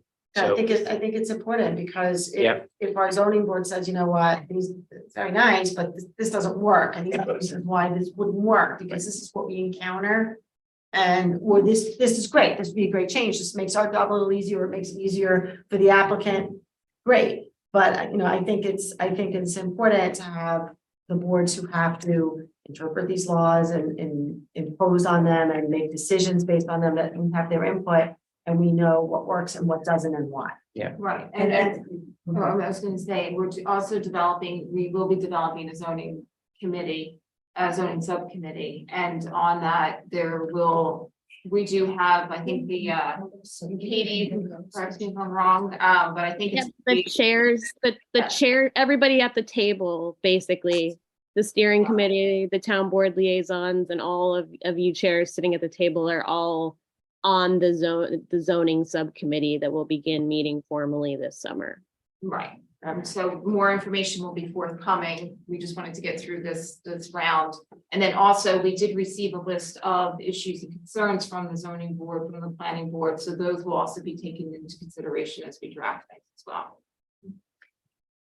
But to follow up on his question, I mean, I think all of the comments, everything you got on round one was posted to the website. It is, right. So And by I'm going topic to be area. seeing with two, because Yeah. sometimes when you see the summary, to go back and kind of say, oh, I'm not quite sure what they meant, and to be able to get to the verbatim things, you kind of get a much better feel. So that's, I think, what you were saying. That's pretty much, yeah. And I guess if it closes as the 30th, there'll probably be more data added. Right, so so after June 30th, we'll be compiling everything. We're starting to now, and things will be compiled as much as possible based upon feedback we received in Hamlet areas as well as topic areas too.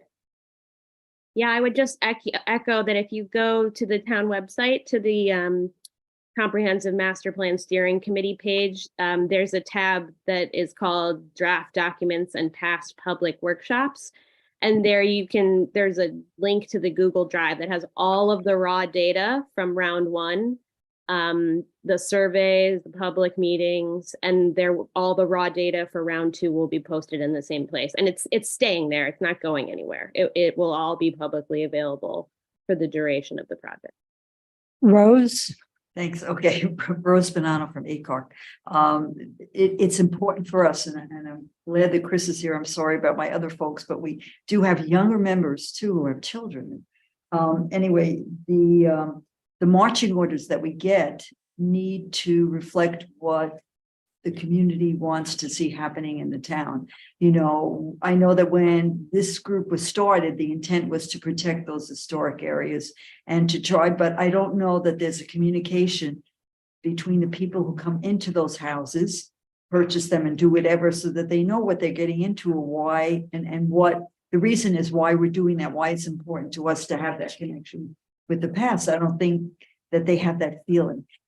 For many of them, it's, renewing and breaking down and not understanding that those areas were areas that we had looked to as far as being places that would reflect the history of the town. So, and if that's important to us, then we need the backing for that. And then, talking about different rules and things that happen here is how much can we monitor or do in order to make sure that I guess the rules are followed, or that certain things are respected as far as maintaining the character of the town. You're saying there's less appreciation as time has gone on, or what the character of the town Well, has traditionally been? Well, that's what I'm trying to find out from folks, and it's cyclical, I guess. There's a time, and some of it has to do with the age of the folks involved. You're smiling, but it's true. As you get older, you look back to where did you come from and what are the reasons, and as my children have children, they have questions about their past, about things that I might have tried to tell them when they were teenagers had no significance, but now that they're parents, it does. And I have that same feeling about the history of the town. And some of the things are really neat and it's good to find out and to know. Actually, we attended a. The Hamlet hunt? No, No, we attended the WMY, the luncheon with Warren that we learned from our supervisor in North Salem, right. which I didn't even know, so his family goes back to the 1750s. No, but That's your neighbor, so I mean. The Hamlet Hunt is a perfect example of bringing the history Right. alive, not just for the people who've been here for a while, but the new people as well as Right. their children, Right. because there were a lot of families that came through to the spot where I was volunteering Mhm. as far as the history, and it's wonderful to see the eyes, the Oh, and spark they're go good, and they're on. good stories, and it's really, some of it's fun, I mean, it's fun, but. So we do so- have some objectives already touched upon, specifically update the town website, to provide more information on the importance of historic I conservation think that's, yeah. and the historic and culturally significant resources of the town. We also have promote education and visitor interest in the town by installing interpretive signage that provides information regarding historic and scenic resources. Because that was one of the things that we observed as well, is you have a lot of the historic resources, but a lot of people aren't aware of it or aware of the significance of it. And so some of that we're identifying as objectives. But also when those things go on, they have to be live sites. If it's just data or if it's just verbiage, that isn't always the things that, I mean, this is a digital place, you need pictures and things they can click on and questions. And it has to, so that has to be, so I think that that's important, but how it's done is also very. Right, well, that will be ultimately up to the town, right? Yeah, okay, that I understand. Just giving an Framework opinion. for that. During the pandemic, Marie called to the session on Zoom on each Yeah. and they weren't recorded or saved. Yeah. Oh, which Well, is there too have bad, been, yeah. there have been some. Except for the part from the walking around baseball. No, she did, went through each hamlet and did a complete history from. Yeah, they're saved, I have them. Like, yeah, so I have them, they haven't been saved, yeah, we got Looking it. for them. Nobody Yes. had them. Well, we Channel can- 20. we can get them. We have. But I think to add to that, Oh, yeah. I'm sorry. One of the things that sometimes people don't know is what rules to apply, and I think to have Yes. sort of not just these are the rules, but these are why the rules are Why, there. yeah, yeah. And I think that's helpful, because somebody might, if you happen to be in one of these historic overlay districts, you have different rules than if you're not. And so, I think. And it's not being mean, it's not where we want to take over your property, it's like, this is what it's significant to the town and this is why. And I Right, think that has to happen. And the town made the regulations Hmm. that now you're working within. It's not so I think it goes beyond just telling the story. It's kind of tying it into the sort of rules of the road by which we operate. We, the boards, all have to operate. It's not just telling the story of the town of Lewisboro or the story of the rules of Lewisboro, but the why behind it as well is just as important, and making it in a way that people can connect to it in a clear way. This is all swirling around just generally, like, how do we communicate this in different ways, both on the rules side and the story side? I think there's lots of opportunities, and if we just emphasize in the plan that's, want to get there. That's a start, but, we could have any number of ways, like a map on the homepage, Right. the neighborhoods of Lewisboro and then click over to like, what does it mean to live in a character district? So I think, right, and this is a very good dialogue. I think really but we're getting into details and implementation and beyond the goals and objectives. So I'm gonna try to bring everybody back out a little bit tonight. And so what we're really doing is we want to make sure that the goals and objectives that we're identifying in the comp plan, that you generally support them. If you have any questions or any concerns with them. So, we can go through, we start with the land use and zoning. I think that's where, Well, John? I was gonna say, we haven't heard from John yet as a chair. Well, I mean, the CAC, I mean, our focus is wetlands and trees. Mostly trees lately, but I think, and I have Eileen Adelson and I have Sally Frank from the CAC committee with me. Happy to join in, but I think, and I think wetlands, we do pretty well because we have a wetland inspector. Right. But again, it's good for the community to be aware, you know, because he can't see everything of the importance of the wetlands. Because everybody's drinking water comes from them. The tree ordinance is new. Enforcement is Tony and I know because we went out and enforced one day. It's going to take a while. You know, I talked to the building inspector in North Salem. He said it took close to 10 years for it to really catch. But we're starting to see signs that it is. But I think that's an important thing that to keep the rural environment in this town, we need both of these things. I mean, we have an example of somebody who wanted to build a house and clear cut his property. So, you know, those are the kind of things we have to be aware of. So enforcement, I think, is the thing the CAC can focus on of what we have. And of course, we're updating the tree ordinance to. And I know you're still waiting on feedback. Yeah. So you know, so yeah, But, so we need to provide John some I don't feedback know. on this latest I language.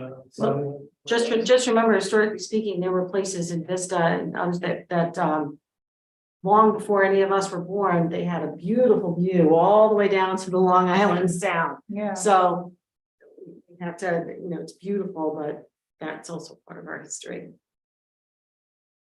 So, just saying, I love trees. I'm not saying I don't like trees. So let's not get misinterpreted. I'm just. One question I have not. Oh, you want to come up? Sally, please? Come on, yeah. I have This is Sally Frank. Sally Frank with CAC. I haven't seen the document, but I just heard the summary. And the one thing I'm not hearing, and maybe it's covered, I'm hoping it's covered, is not just about rural character, but the health of the environment.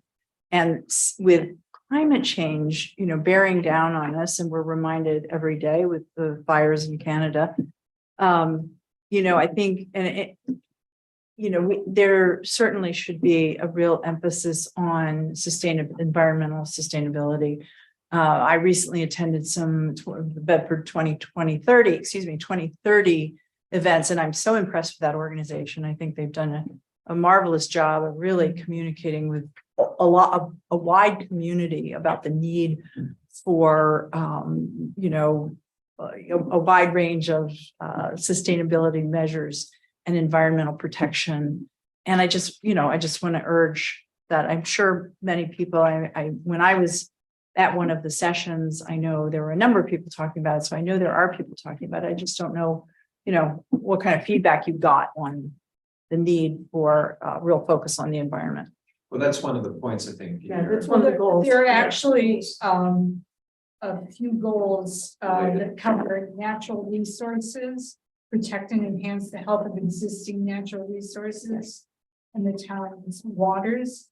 And then on goal 8, it's incorporate new sustainable and green infrastructure, technology and building practices to support the goals of reducing overall greenhouse gas emissions and improving climate change resilience. Okay, aiming toward carbon neutral initiatives and things like that. That's great. I'm glad to see. It's in there. Thank you. So, John, anything else you wanted to add? No, those are our primary things. Yeah. Is anyone else in the audience that would like to say anything, contribute to the discussion? Any ideas, any thoughts?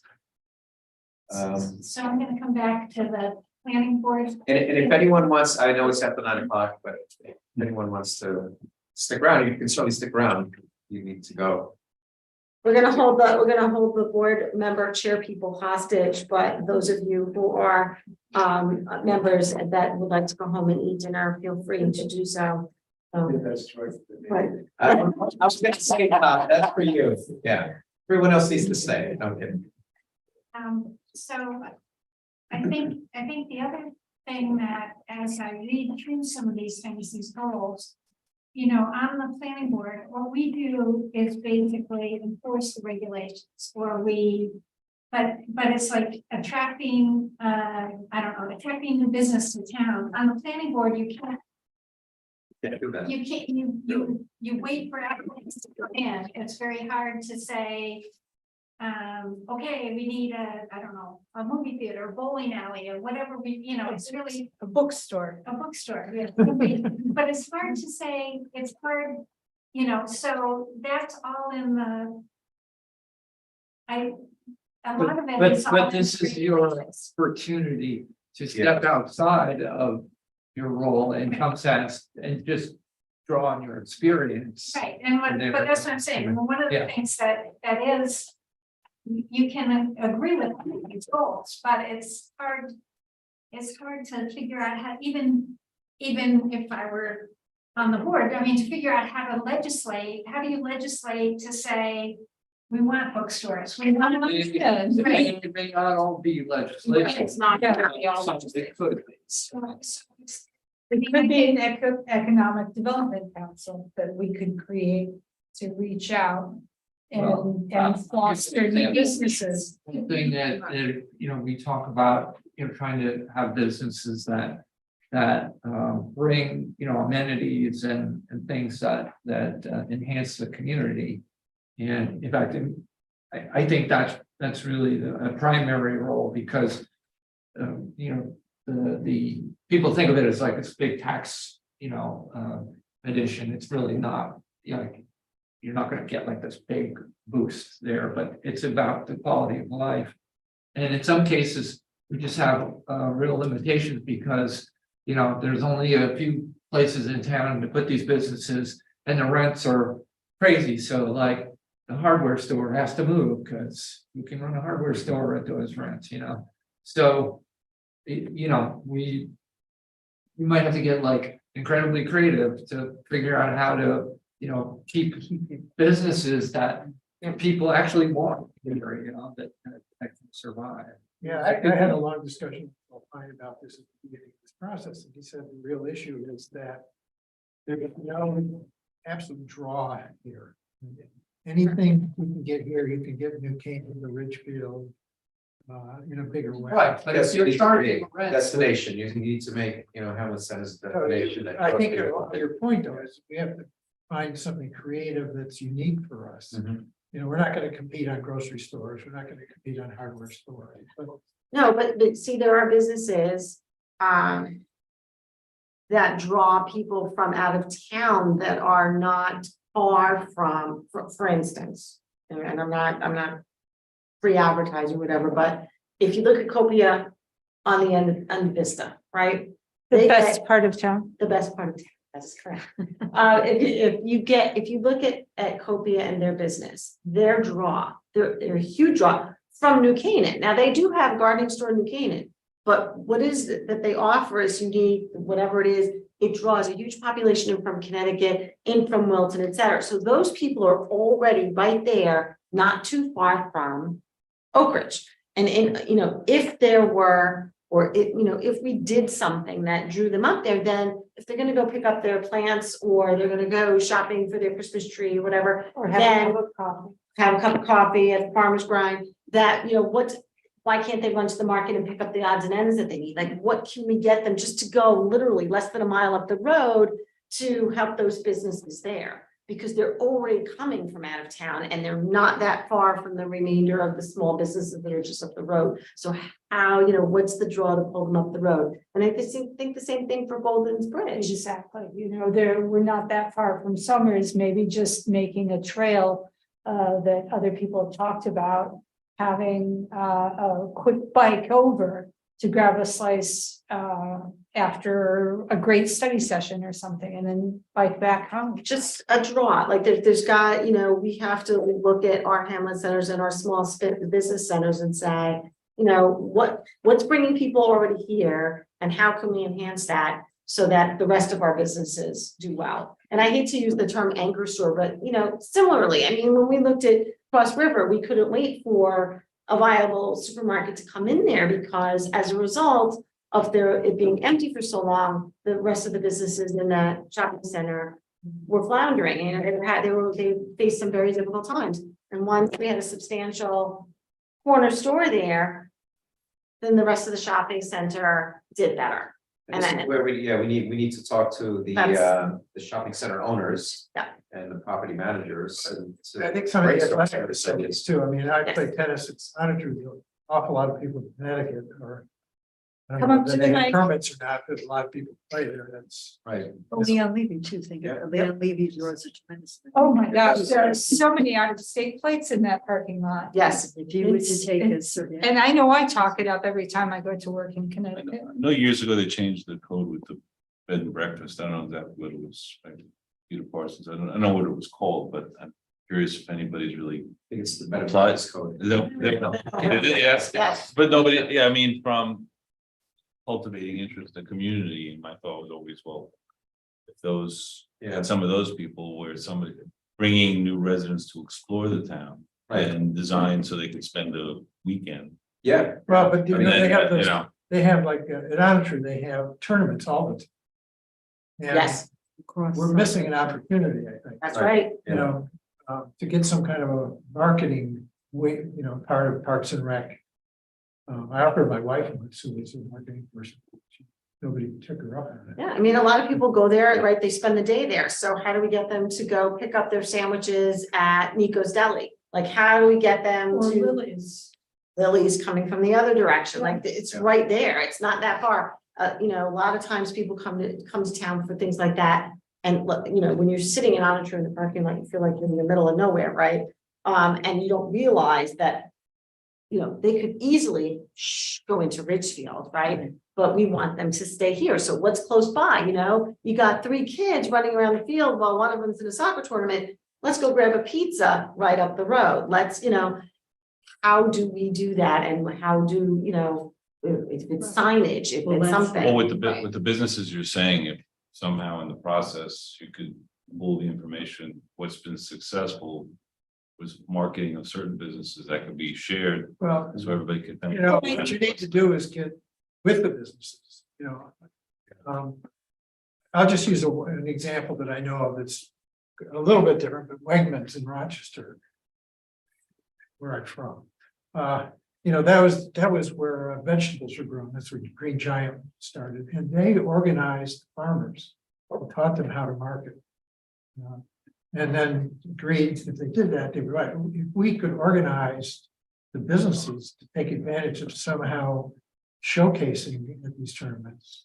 You know, but somebody's got to organize them. They're not gonna do it on their own. Well, this year We need a chamber of commerce. Yes, yes, vitalize our chamber of commerce. Isn't that what Pound Ridge did? Well, With the Pound Parks Ridge? and Rec, Parks and Rec does have a new residents gathering twice a year, and they do put together welcoming packages for people who attend. Those welcoming packages do include gift certificates from the local businesses and. That's for people that already live here. Right, we're looking. And, but I'm just saying there, steps are being taken now in this small way, but we can always expand it. But I wanted to make sure we heard from you. Yeah, I just have, we have Please introduce yourself. Charlene Indelicato. I'm on the steering committee and the planning board. And the steering committee doesn't have opinions on anything. And this is not an opinion. This is just a observation that we do have 2, I think, attractions. One is the Wolf Center. Not for nothing. That is like something that I know a lot of people go to, and they do not live in Lewisboro. And they are in front of the planning board doing their application, and they are going by the book and doing whatever they need to do, and we're plodding through it, and we'll get through it. But that is really, and signage to me is very important. Don't have any sign. My background is county attorney, but I also ran Roosevelt Island, New Rochelle, Dobbs Ferry, and Ardsley. So, and we did a lot of this. Signage is really important. You also have Gossett's, it's a winery. How many wineries do we have? Even in Katona, even in Ridgefield? Can I just note though, we have no shortage of people passing through Lewisboro. Right, so it's not, one of these. So it's not that we necessarily, you don't need more throughput. No, yeah, you need to tell somebody these things are here. Just think about a couple of signs, going into Anshu, right? And you come to the stop sign and there's a sign there that says gas this way or food this way. Right, but they Something have to like be, that. you want to put them in a historical perspective, maybe. Yes, of course. And stuff like that. I mean, I could go on and on and on. Well, then we have to talk to Rose over here. I about was just that. gonna say, oh, God. There are ways, you have to direct the traffic to our local businesses and we need to come up with a very nice way of doing that.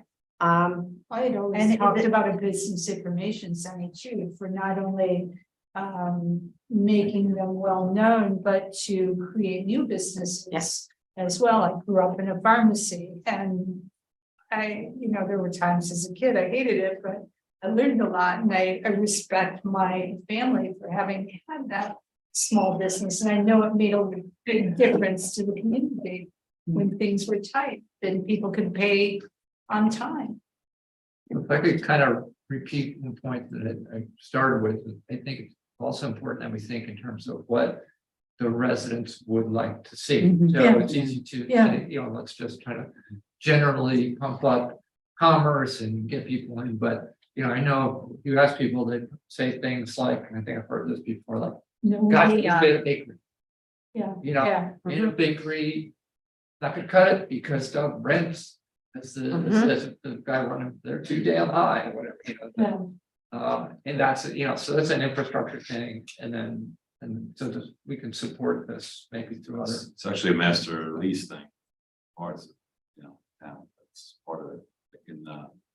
I think the master lease for Acton and Gold's Bridge is that the Yeah, the restrictions others. is what can be in that shopping center. That's Yeah. right, so that's why we don't have dine, deli, bakery, things like that. I mean, which- here's a fantasy I would have. We as a town had a space that we could control. And then we solicited from our residents, what would you like to see here? And then we put out to sort of to bid, like, hey, make a proposal for almost like we do for the pool. Services there. A And, community center. and bring in businesses that So I think it's really great, and I think we're all doing in goal number 4.7, which is. Right, so I was gonna the say, we question should- is, and I think we've just proven that this kind of economic development goal is one that people are enthusiastic about. Right, and we also have another one that was just, we were talking about, which was encourage the establishment of new businesses that will serve residents' needs and contribute to a greater variety of commercial offerings so that residents can shop locally. Because that was something that we heard from a lot of residents, that they would prefer to be able to shop in Lewisboro than Connecticut or, Why are they saying, is there any input as to why they're saying they don't, to the extent that they could? there's lack of the businesses that they're looking.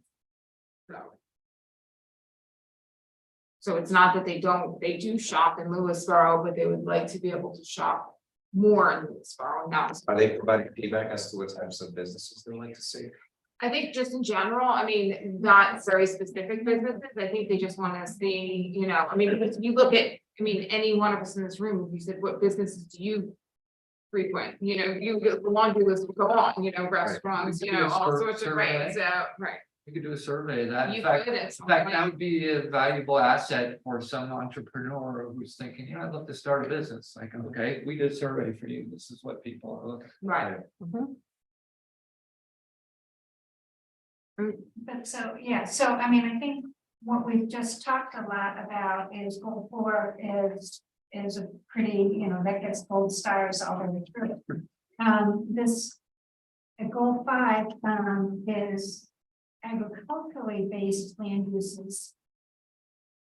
I'm all for that, but that's like, I think less than 5% of our land is agricultural and half of that is forest farms. So I think we we might want to think on a different, whether that's encouraging individuals to plant their own fruit trees or something, or, but that one I think is really.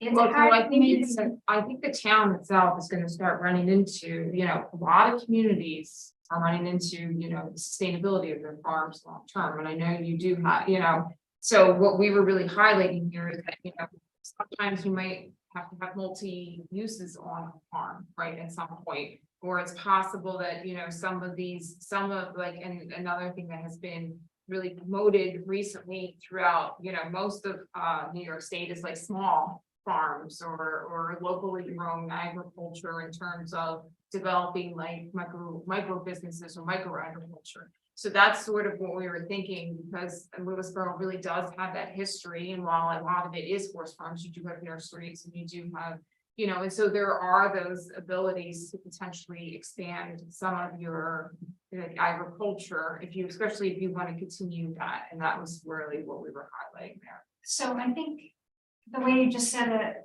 makes a lot of sense. I don't think it's as much for food security, because you're not gonna feed Lewisboro on 2% of the, so maybe it's more to strengthen, connection with nature and to continue the agricultural, but it's not, I just, maybe I'm thinking, I reacted to the food security part of it. Right, so We're not gonna be dependent, and Right. I like wine as much as the rest, but gossip's only gonna take me so far, right? So we can look at rewording that. yeah. Well, the thing is, I know, Meadow Pond, our kids, when they were coming out, they learned from Denise Martivano about the gardening and being connected to the whole process of it. And honestly, full disclosure, for Mother's Day, the guys got me made me a garden so I could finally feed the chipmunks and keep my Brussels sprouts from being. And I don't know that food But security I don't think necessarily, it's security is doesn't not. mean we're providing 100%. No, I think but- it's part of this whole happening here. So I think it's awareness. Connection to Yeah. the connection The to nature, which is process. the rest of the theme here.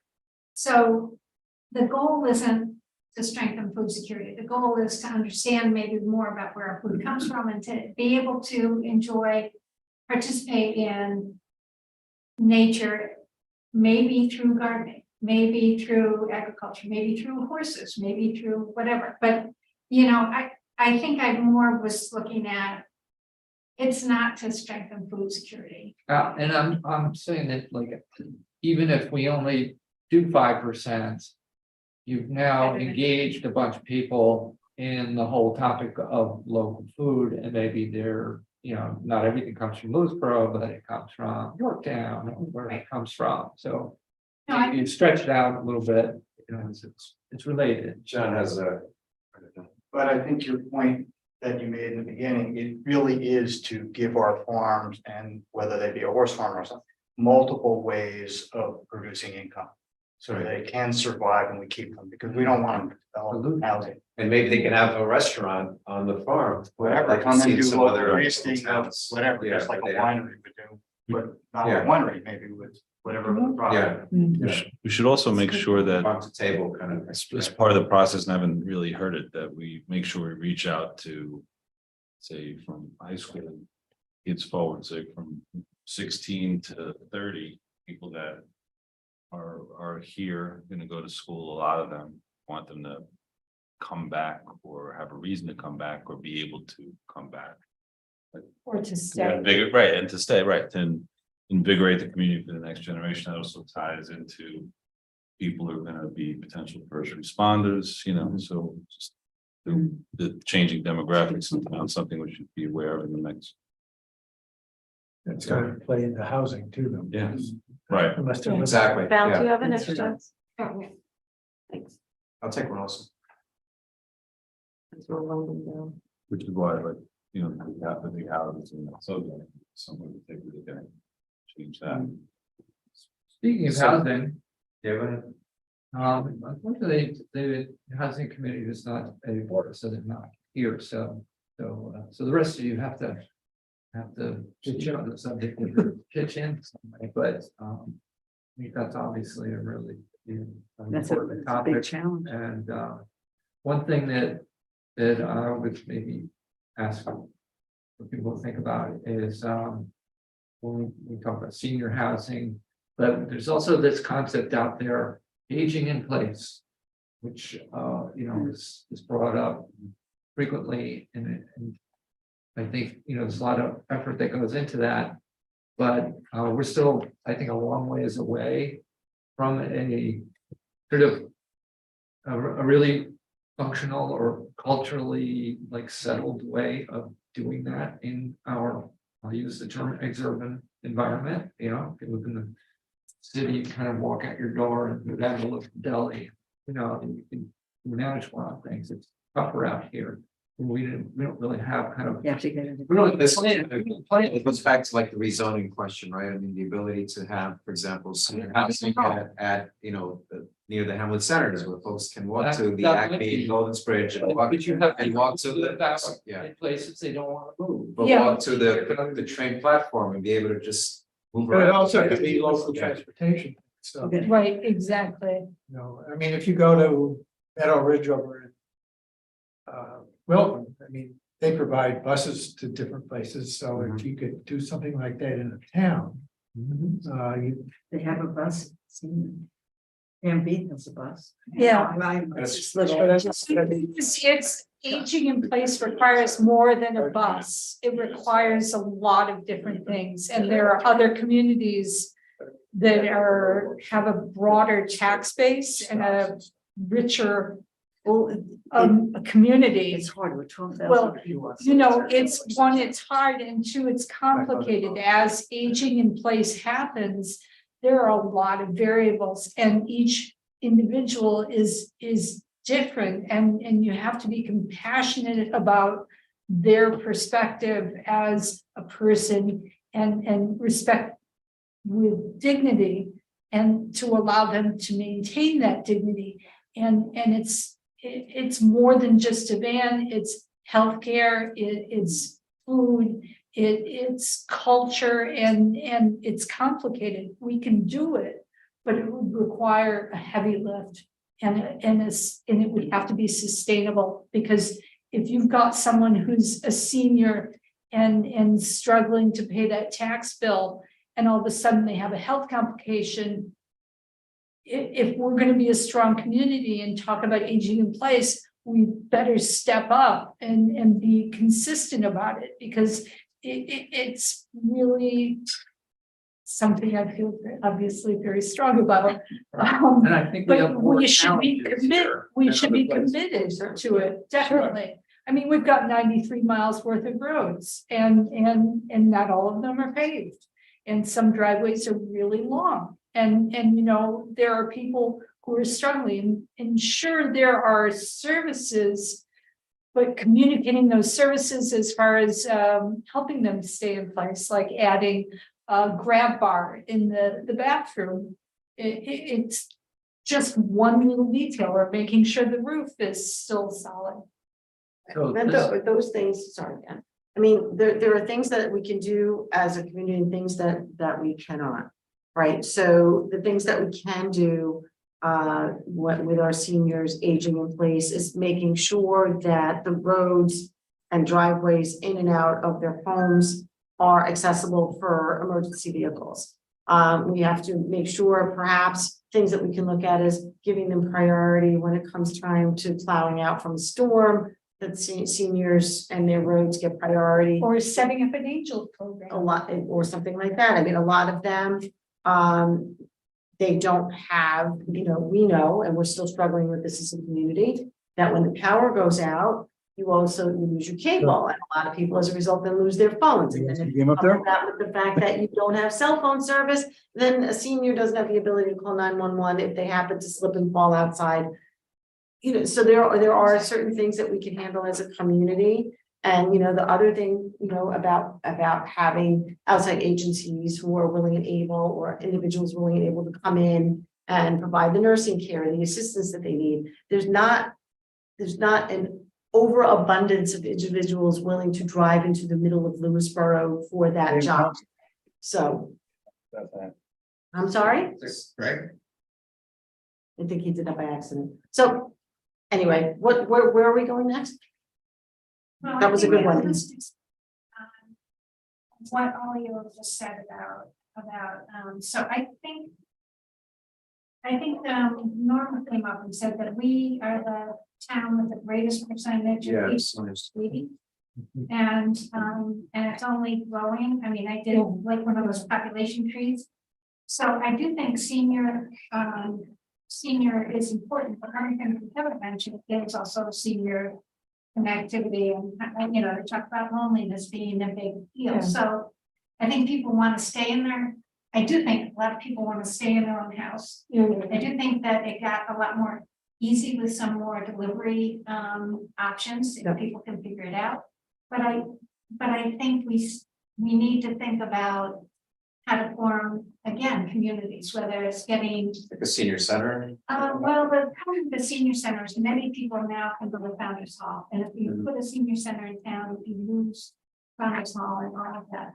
But you could do things, I don't know, places have, you know, adopt a grandchild or adopt a grandparent. There are mobile programs, there are apps that handle the sandwich generation, and they try to connect older people up with kids and families.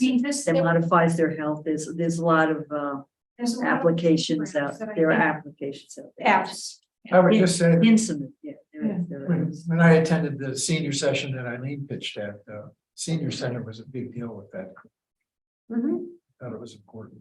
Well, I think it is. I just think we have to be cognizant that I don't see our town offering the range of No, like a activities Founders Hall. that is at Founders Hall. And so I don't know if there's, maybe one thing would be to get more, I know people are on the waiting list for years getting members. So maybe exploring more a way to get more access to Founders Hall I mean, I know we don't, that's in Richfield, it's over there, but maybe there's a way to get the facility. Maybe the alternative is not to compete as a senior center, but as a community center, because I know that there are people who are living at home who are not senior citizens, but young people who are looking for things to do.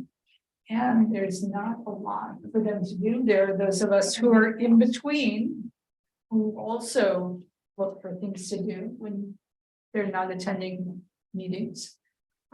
So in terms of objectives for this Yes, conversation. Exactly. We do have an objective in there looking at development of a community multi-use center, right? So we do have that identified. We do have an objective to continue to work with senior and veteran populations for the town and maintain current programming. Also explore ways of increasing programming just in general in the town. And we also talk a little bit about in terms of senior housing. I mean, while a number of people were noting that like staying in place, a couple of things that I just wanted to note too is that sometimes people stay in place because they economically need to, where there's no place to go and they don't want to leave Lewisboro. So that also was where we came in with a little bit more of that concept of that senior housing voting zone to allow for that that cycle of housing that typically is supposed to take place, where you have that transition between different types of housing over the course of a lifetime. So that's just another housing option as well. So we do have a number of specific goals to really focus on trying to improve services. And we also talk about like work with Westchester County to expand and enhance public transit through town. So again, that could also lend itself to helping assistance with the senior population. I think this is a place that's going to really benefit from that kind of lead-in, narrative, because all the things you described, each one is great, but it's like, what are we trying to accomplish here? We talked about some of the conditions driving us to look for those solutions. Right. I think will help us to understand why we're doing that. Yeah. Maybe open up our eyes to other solutions as well. But, and I think one element that maybe I didn't see captured here, but I think I heard a lot about is emergency, place, we need a cooling center, a heating center, Where do you go? Yeah. for people, yeah, so. Right. So that include that.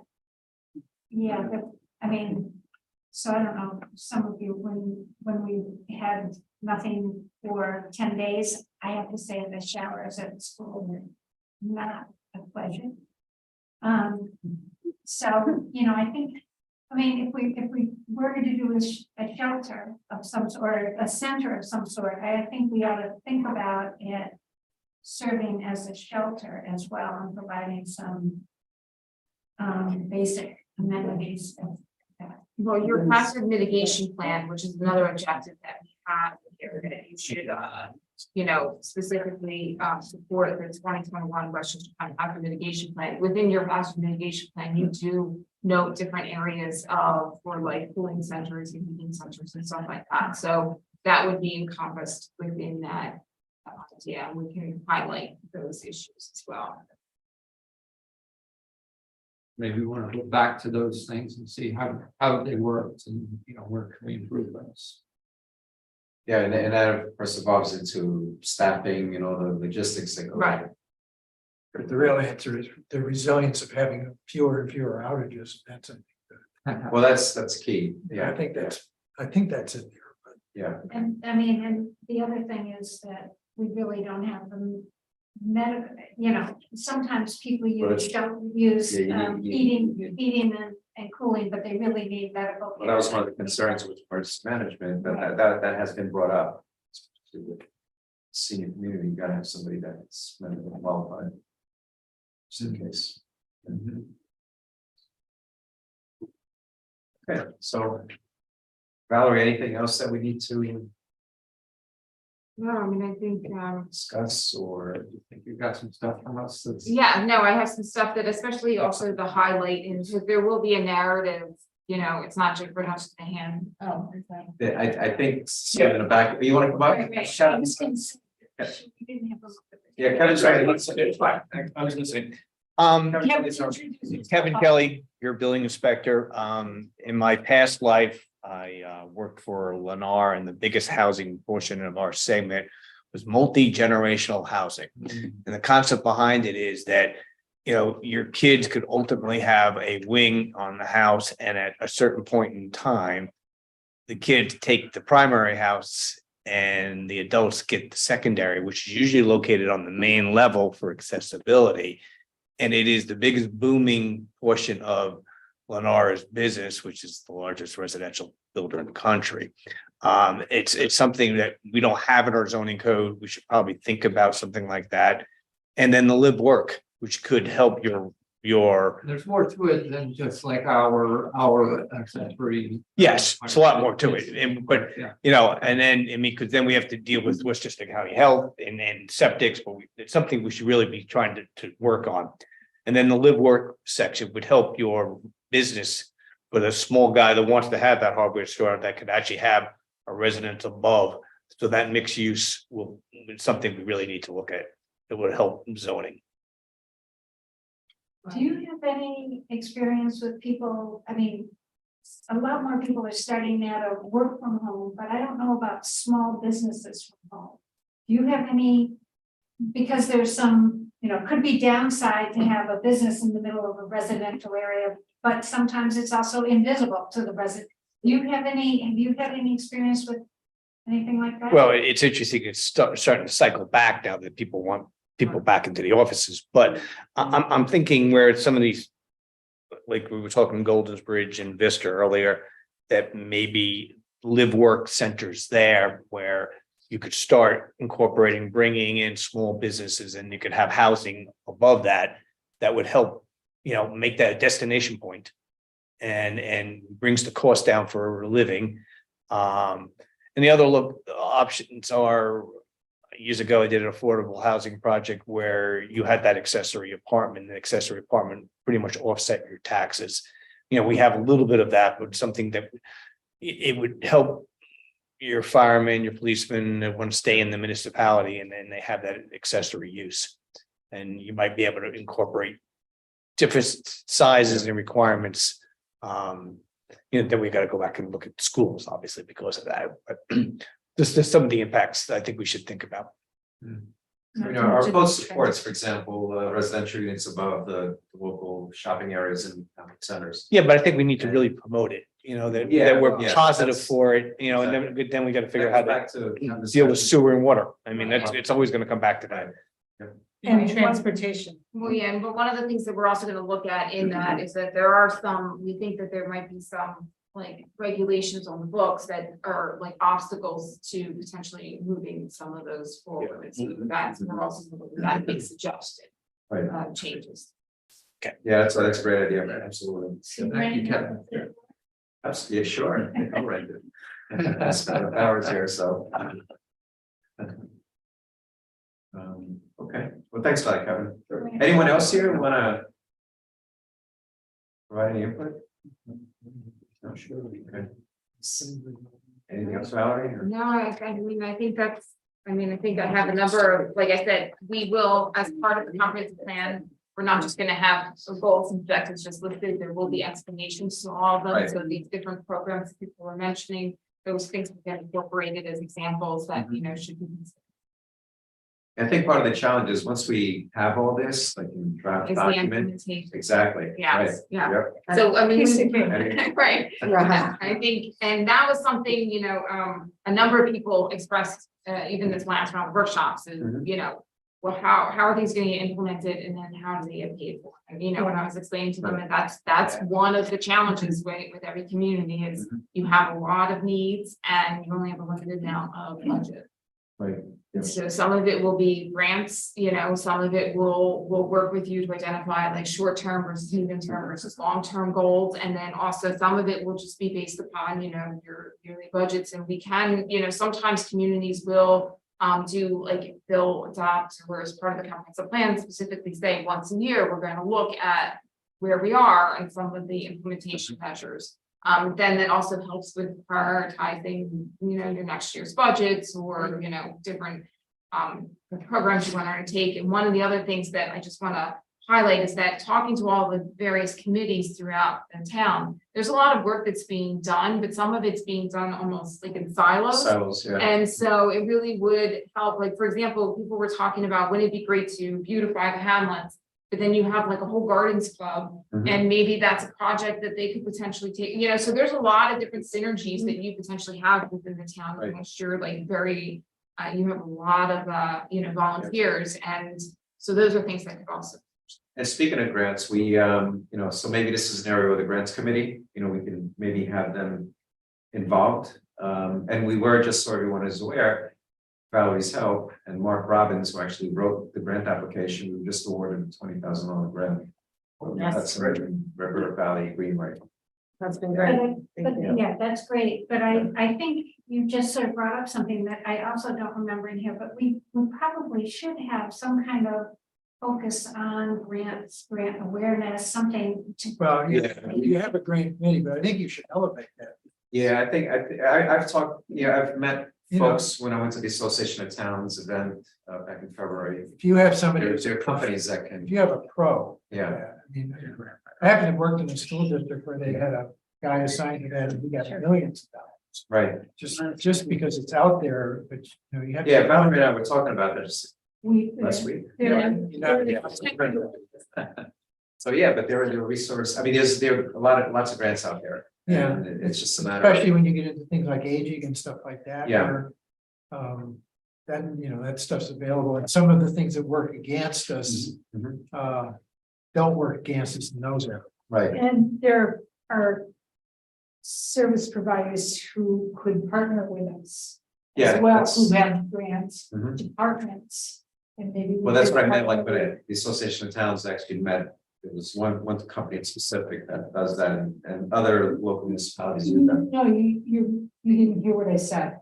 I said there are other providers in the community, like health networks, that have grant departments. And they Okay. provide health services, and maybe we could partner with them as far as a grant goes, as far as making a difference in the community. Yeah, we're aware of that. Okay. That's good. Okay, anything else?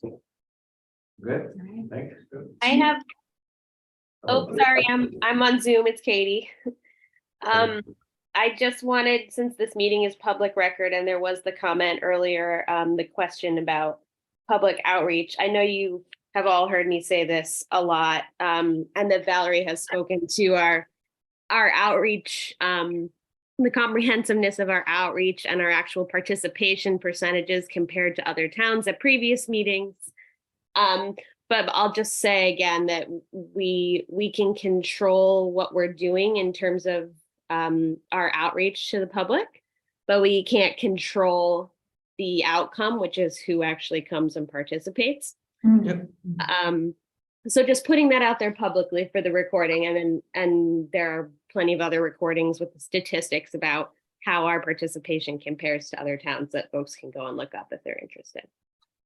And I know from being one of the liaisons along with Dan that the committee has done flyers. They've gone to all the businesses and asked them to put up the flyers. They've done emails, we've done website, we've done social media, e-blast from the town, text messages, you know, and I know members of the committee, we've also put things on our Facebook and Instagram. Yeah. So, you know, aside from going door to door and pulling people out by their arms and, you know, pulling them down. to And driving participate, them in. There's, I mean, there's very little left to do to try to get people motivated and out the door to come. So I bet if you looked at our percent versus 1985, we're probably 10 times. Oh, Yeah. sure, yeah. But I will say, that there's still time for people to. Yeah. yeah, And that survey is online. until June 30th. It's,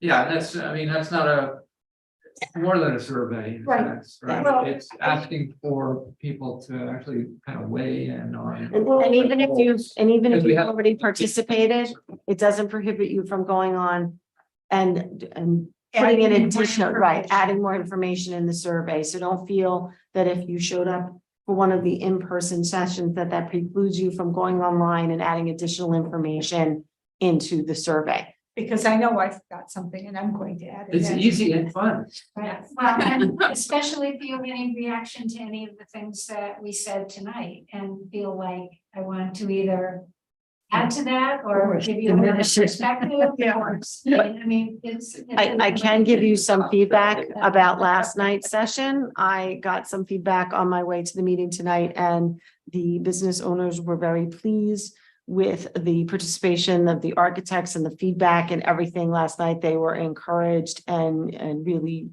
felt that it was a good session. So That's good. That's good. And so the Saturday morning session was also very, Yeah, that was. it was packed and I received input as well. Must be joining. So you said that over the summer you would be working on this. Can you, when is the next sort of July big milestone 17th is, oh, for you? Yeah, so, well, right, so July 17th is the next comprehensive plan steering committee meeting, at which point we'll have the summaries from the feedback and we'll try to finalize the draft goals and objectives to bring it to the comp plan. When I say finalize, it means we're gonna move into the draft To the comp next plan. step. Right, and then ultimately that will come back out against the public and we can still tweak things. excellent. Good, all right, well, thank you very All much, right, Val. thank you. Thanks everyone on the board chairs and. Thanks so much, everyone. Thanks, Kate. Thank you. Have a good night. We have an announcement. We have the next meeting. You take the table, or I forgot about that. So, Yes, although I shut off my microphone. Like writing time. Thanks for coming, Rose. Nice to see you in person. I'm so used to everybody's face on Zoom. Thanks, It's so Joe. nice to see everybody in person. Thanks, Sean. Thank you. It's not very. Thank you for asking. We have to vote.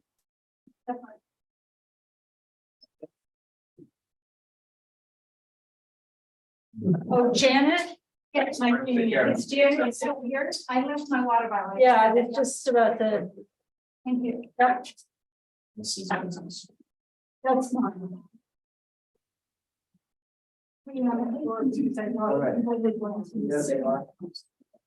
All right, so we're back to,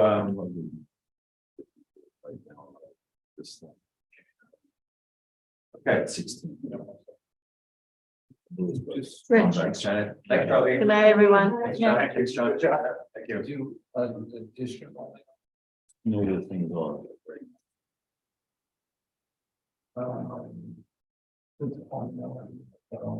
Microphones are on. Let's proceed with the meeting and then we can wrap up. Well, it's talking, yeah, sorry, I mentioned about it. Oh, Yeah, with those, yeah, circling back. so we're back to the, back to, Yes. well, yeah, I guess, is Greg still on? So you can, for you. Greg's still on? I'm still here. Ah, okay, good. Hey, All right. Greg. Hello. So we're going back to the, which is power memorandum of understanding and authorizing the supervisor to sign it. So we had a healthy discussion. I think one of the key points I picked up from that was, from Nick, was the fact that folks who have, and I know there's been a lot of discussion about this. How many years have we been doing this now? 7. Okay. So the folks that want to opt out, chances are they were opted out already, and they're not going to get put back into the program. So I think that was a key piece for me. And yeah, hopefully the 50% sustainable. I mean, I personally have the sustainable option. Right now it's 100%, and I pay the 10 point something cents. Not for much longer. Right. But when NICE was at 20 cents, I'm still at 10 cents. Right. So. Right, but now it's gonna even out because you're gonna be paying Well, that. 50% more for 50% less. Well, I'm looking at it that way. So I mean, I'm looking at it from the fact that it's a fixed rate and I'm still getting some sustainable. But if that's for a year and then the year after that, it changes back to 100%, that's even better. But if not, a lot of people are using, there's still the option to use the standard, right, for folks that, want to use the lower price fixed rate. So it's just, I was just doing research. So there's 29 municipalities which are part of it. And looks like there's 48 between cities, towns, and villages in the county. Yeah, but not all of them are eligible to. Because some of them are coterminous with. Right, towns and villages. Things Okay. like that, so the total. Eligible potential- units. So I'm just so that means since the program, a third haven't participated or joined in. Yeah, started with 20 in 2017 and it's grown to 29. There's a couple others that are engaged now, so we'll get trying to continue to expand. I still don't understand why it's mandatory that it be opt out instead of opt in. I don't feel like I got. What's the regulation? I don't know what the regulation is. What's the regulation said? He said there was some sort of reason why it was mandatory that it had to be opt out instead of opt in, and I didn't really get. Just because we have to wasn't really the answer I was looking for. No, you don't do anything, just by way of clarifying the facts. The program as structured in New York State for community choice aggregation is done in this fashion. An opt-in program essentially is what we had for the past 25 years before that. It's like you can opt into any supply. Just to note that environment. Yeah, it's not, you can opt in, but default aspect of it doesn't make it neutral. No, it's not neutral. It's a community decision to establish another option under this format. It's not a passive thing. Right, so as a community, through us, we make the determination as a community to do this, as opposed to letting individuals decide for themselves. Right? Yes, right, with the reminder again, as Nick pointed out, that there's always a default, right? That you, it's not this program and it's, and if you want to do something else, you. Why, in the same way. why is that? So somebody comes in, they come into town, they have, okay, they're looking at how they're gonna connect their utilities, their cable, their power, everything. Why can't they, I'm looking for the, what your answer is. Why can't they say, okay, on the table is NYSEG and for Westchester Power, all these other, let me take a look at what's pluses and minuses and let me make an informed decision. They can. For Sustainable Westchester. Yeah. It's just by default. Right, You right. end up with But NYSEG. why because NYSEG has a contract. why is it, what would hurt the program if on an equal footing, Sustainable Westchester, NYSEG says the Sustainable Westchester is far superior because of its goals, because of its missions, because of what it's done, because of its programming, because of where it's intending to go. Why in the utility marketplace, for lack of a better term, can't Sustainable Westchester do just as well? And why wouldn't the community be just as supportive? And even arguably more supportive, because they have to do the legwork. They have to make the decision, and it has to be an informed decision, and then go forward with Sustainable Westchester, because this is the best choice. To achieve a certain scale, we need to achieve scale in order to accomplish these. We need to do. I think that everybody knows that. And the record, if it was possible and reasonable to say we'll do it on an opt-in basis, then any one of dozens of private ESCOs would have signed everybody up by now as well, right? But the fact is that doing it one by one like that is not that effective. And so you do it as a public thing with public outreach and the municipality behind it. Go out with your letters, the town is doing this. If you don't want to do it, you just get. But 7 years into the program, there's 1/3 of the municipalities haven't joined. Approximately a third haven't joined, number one. 29 out of 40. Right, so about a third or so haven't joined, but since the program inception. When there's a lot Are of you- great you're things about it. Suggesting that that's some indication that the program is not successful, or? It's not an indication of anything aside from a third, it's Sustainable Westchester, a third, 7 years into the program, a third of municipalities have chosen not to be part of it. Like Lewisboro has in the other 28. I mean, Yeah, but there's- 66% have.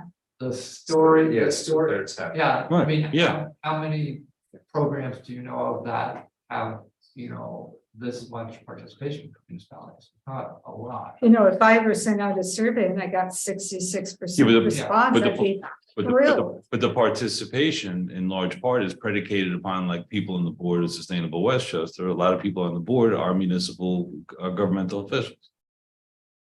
The act of joining is not an insignificant thing, and there's just frankly a lot of boards have had other priorities. Some of them have been dealing with other issues, and it's not easy to get in front of them and like lay this out. Some of them have much less sort of developed activity around the sustainability area in general, so it sometimes follows that course of things. So lots of reasons why we're not at 100% today, but as these programs go, Westchester County is the most advanced of any place in New York State with the development of its programming for this, which includes the community solar work that we've done, kind of over 2,000 households to community solar program. We had the state's first demand response for individual residents, where we're actually helping to shave the peak consumption, and people are making $100, $200 as they do that. That's going to become a NYSEG now that the the meters being deployed. All this is built on the base of a collective approach to things. as opposed to Right, understood. And on the collective approach and the buying power, let's say if it's like it's a total hypothetical, let's say the third of municipalities in Westchester were part of Sustainable Westchester, so they had the maximum potential buying power.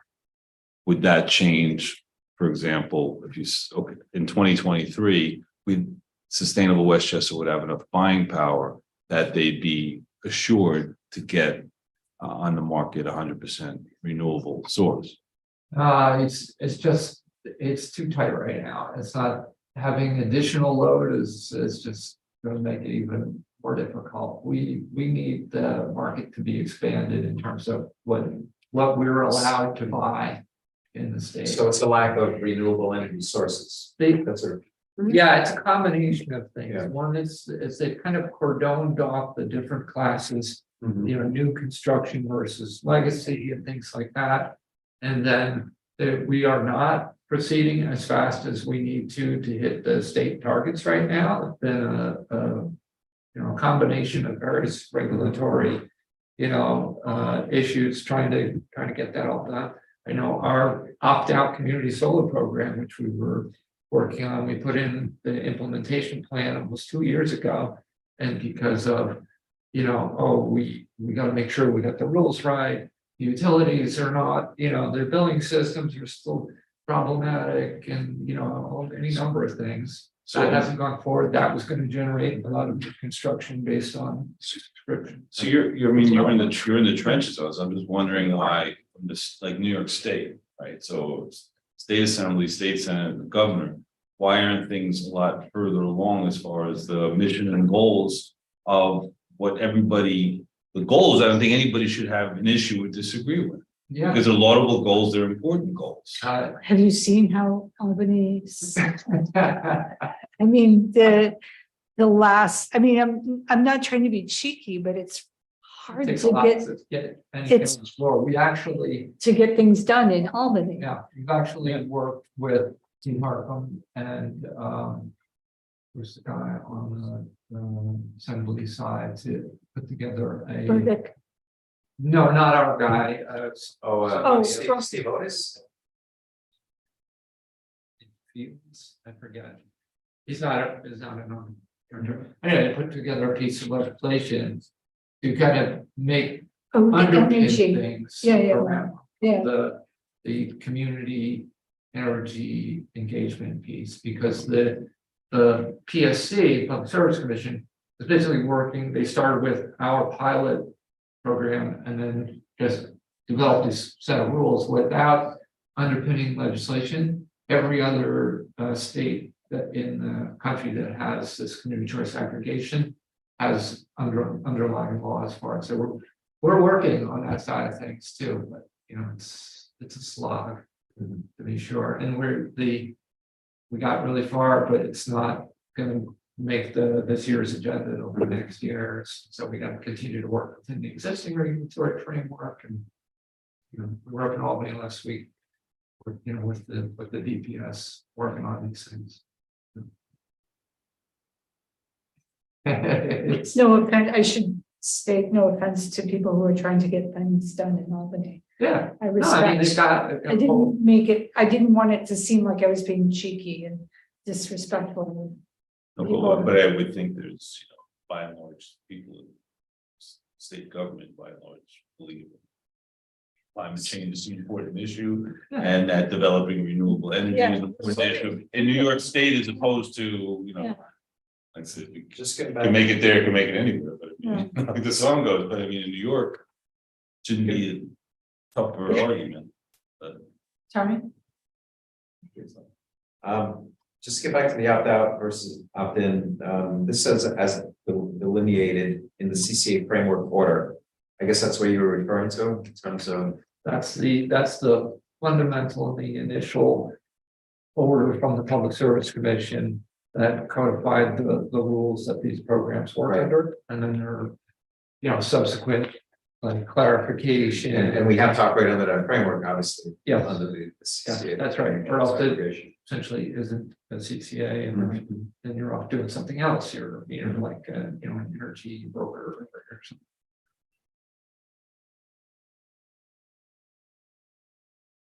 Okay, And of course, the 12.5 cents, that's the not to exceed, so that's the cap. we'll know.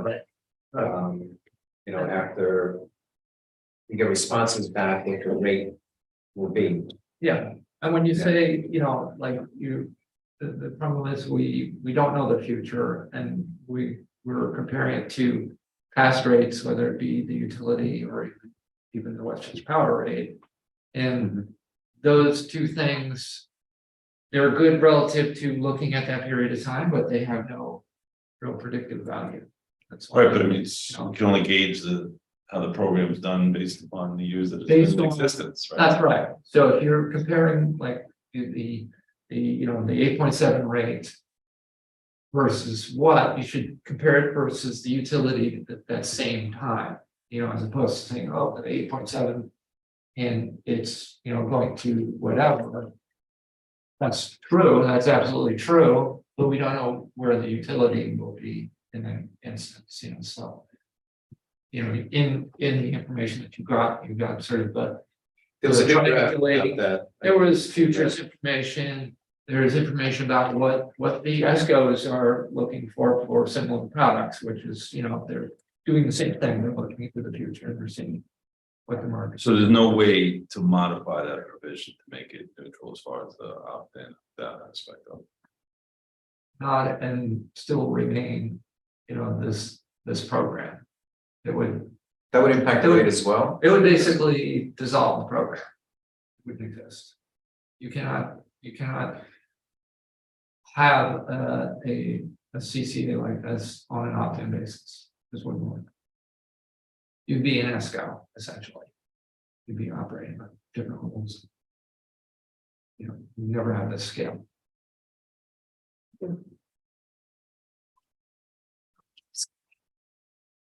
Yeah. All right, Where are we? We have So- a motion, a second, and we have discussion. That's where we are. You should remove it again because you tabled it, Okay. right? The motion. was Here's, with the Thank table. you. Okay. Not that it matters, I can put this up on the screen, just in terms of the averages, this, oops. Thank you, Sean.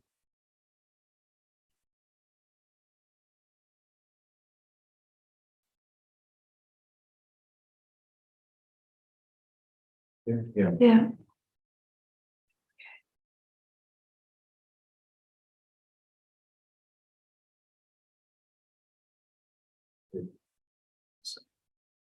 Here it is. Again, it's just to give an idea of. So March of 2023 here, I mean. This is the red is the renewable, standard rate is the yellow, the blue is the NICEAG rate.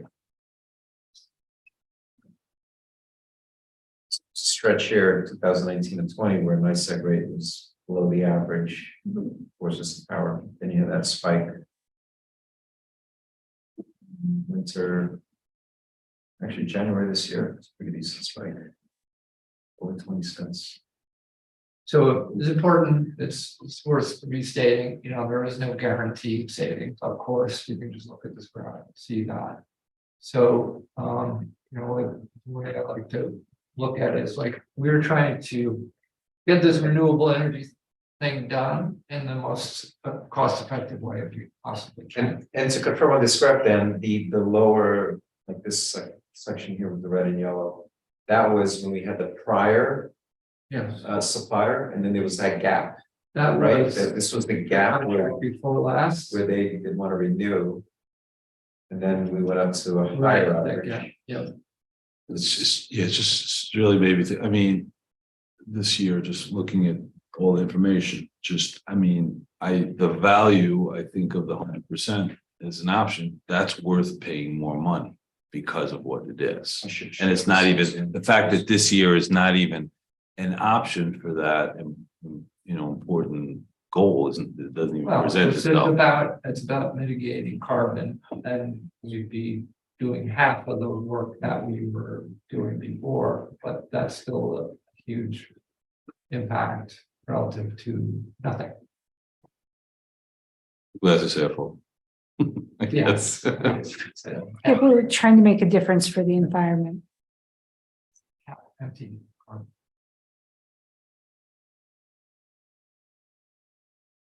So here, so again, looking at this graph, we would be jumping up at above 12.5 cents, potentially. We don't know what the final price is gonna be. Yeah. So it'd be around here.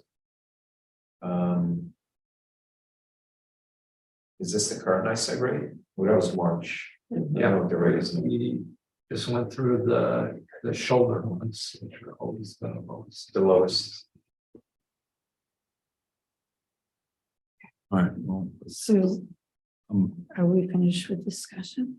yeah, just, I guess my conclusion is I'd really like there to be a neutral provision in there with the opt out, but I take Dan at his word that if that's impossible and it effectively would dissolve the program is what it is, and I'm not gonna go that far. I'm not gonna vote to dissolve the program, so. Yeah, I wouldn't want to resolve it either. And again, the important point I'll just reiterate is the fact that whoever have wanted to opt out, they already opted out. I mean, Or they could opt out or they can still opt out. or opt in. We could just Well- let people decide for themselves. Exactly. You can, So, yeah. all right, are we So ready it's to a vote? motion, I can't move. I move. I move that we approve Westchester Power Memorandum of Understanding and authorize the supervisor to sign. No, second. You do. Are you abstaining? I don't remember what you said. Yeah, I got this here. is interesting. We had discussion, unless there's more discussion, if not. Yeah, I have my reservations and my concerns. I'm hoping it could be addressed, but I can't go far enough to vote to what's effectively gonna dissolve the program. So You're not I'll vote for it. dissolving the program still exists in other towns, you're just. well, as it would in our town. Right. So, on balance, that's, I mean, that took me a long time and I appreciate everybody bearing with me, Yeah, well, trying to good get the question. information, so, We have to do a roll call vote, don't we? So you seconded that, Rich? yes. Do we need a roll call, Greg? You don't necessarily need one for the MOU. Okay. All right, You're well, abstaining, Dan, correct? Yeah. so all in favor? Aye. Aye. No, All right, that's it. Done. Oh, so one more thing that was not on the agenda, which my apologies for leaving out, was the approval of claims, which was distributed to the board, so I have a motion to approve claims. Just brief point on that, on the facilities, which I understand the AC was out again. I know that the facilities with LES. That was. Just that's unacceptable. It's happened before, and the board, KLSD shouldn't be reactive when it comes to how they're treating LES and our town employees in the facilities. They got to step it up. I'm going to bring another motion that we don't pay our rent. I mean, that's really unacceptable. Yeah, that did, so I got an explanation for it. It happened during court that night. They repaired it. Something Well, happened with the and system. that's, it's court starts late in the afternoon. It's With warm. 4 or 5 o'clock. Yeah, they should. So they have a brief 8 hours during the workday to get over there and make sure that it's up and running for our town employees, for the people going there, and attorneys and everybody else who's there. So it's not acceptable as far as workplace. It's not. It should be maintained. Yeah, I had a meeting with them Flood, this it morning, so I shouldn't was actually, raise- I had a meeting this morning. What was the nature of the outage? I mean, It was software, there was an alarm, there was a software glitch in the system that controls the AC. And it just happened to happen that evening. So not necessarily fully representative of a failure to. Correct, I mean, this is maintain- the first time that this particular fault occurred. But the ACs happened before in that. It's There's been an AC issue in the courtroom before. So. mean, if Yeah, it was like- last year there was. If it was like the same issue, then maybe that would be an indication that there's a Yeah. piece of equipment that needs. swapped Right, right. out or something. But yeah, so I spoke to them about it, it's, hoping that they're happening, but yeah. Tell them to please pay closer attention on an ongoing basis. That would be most appreciated by us and our town employees, I'm sure, and litigants. Speaking like an attorney. Okay, we need a second. I second Second for, the approval of claims. oh, the claims, sorry. You know, the motion made. Sorry. All in favor? Okay, right. Aye. All right, so There's no executive. no executive, there's a town board meeting on June 26th, 2023, so 30 p.m. here at the townhouse. 11 Main Street, South Salem. So thank you all for coming. All the folks here. It was a great work discussion around the conference. It's kind of fun to have the other boards in here. Yeah. We should do other, bringing. I don't know, Yeah. some Janet committees told or us. something and, someone can, if it's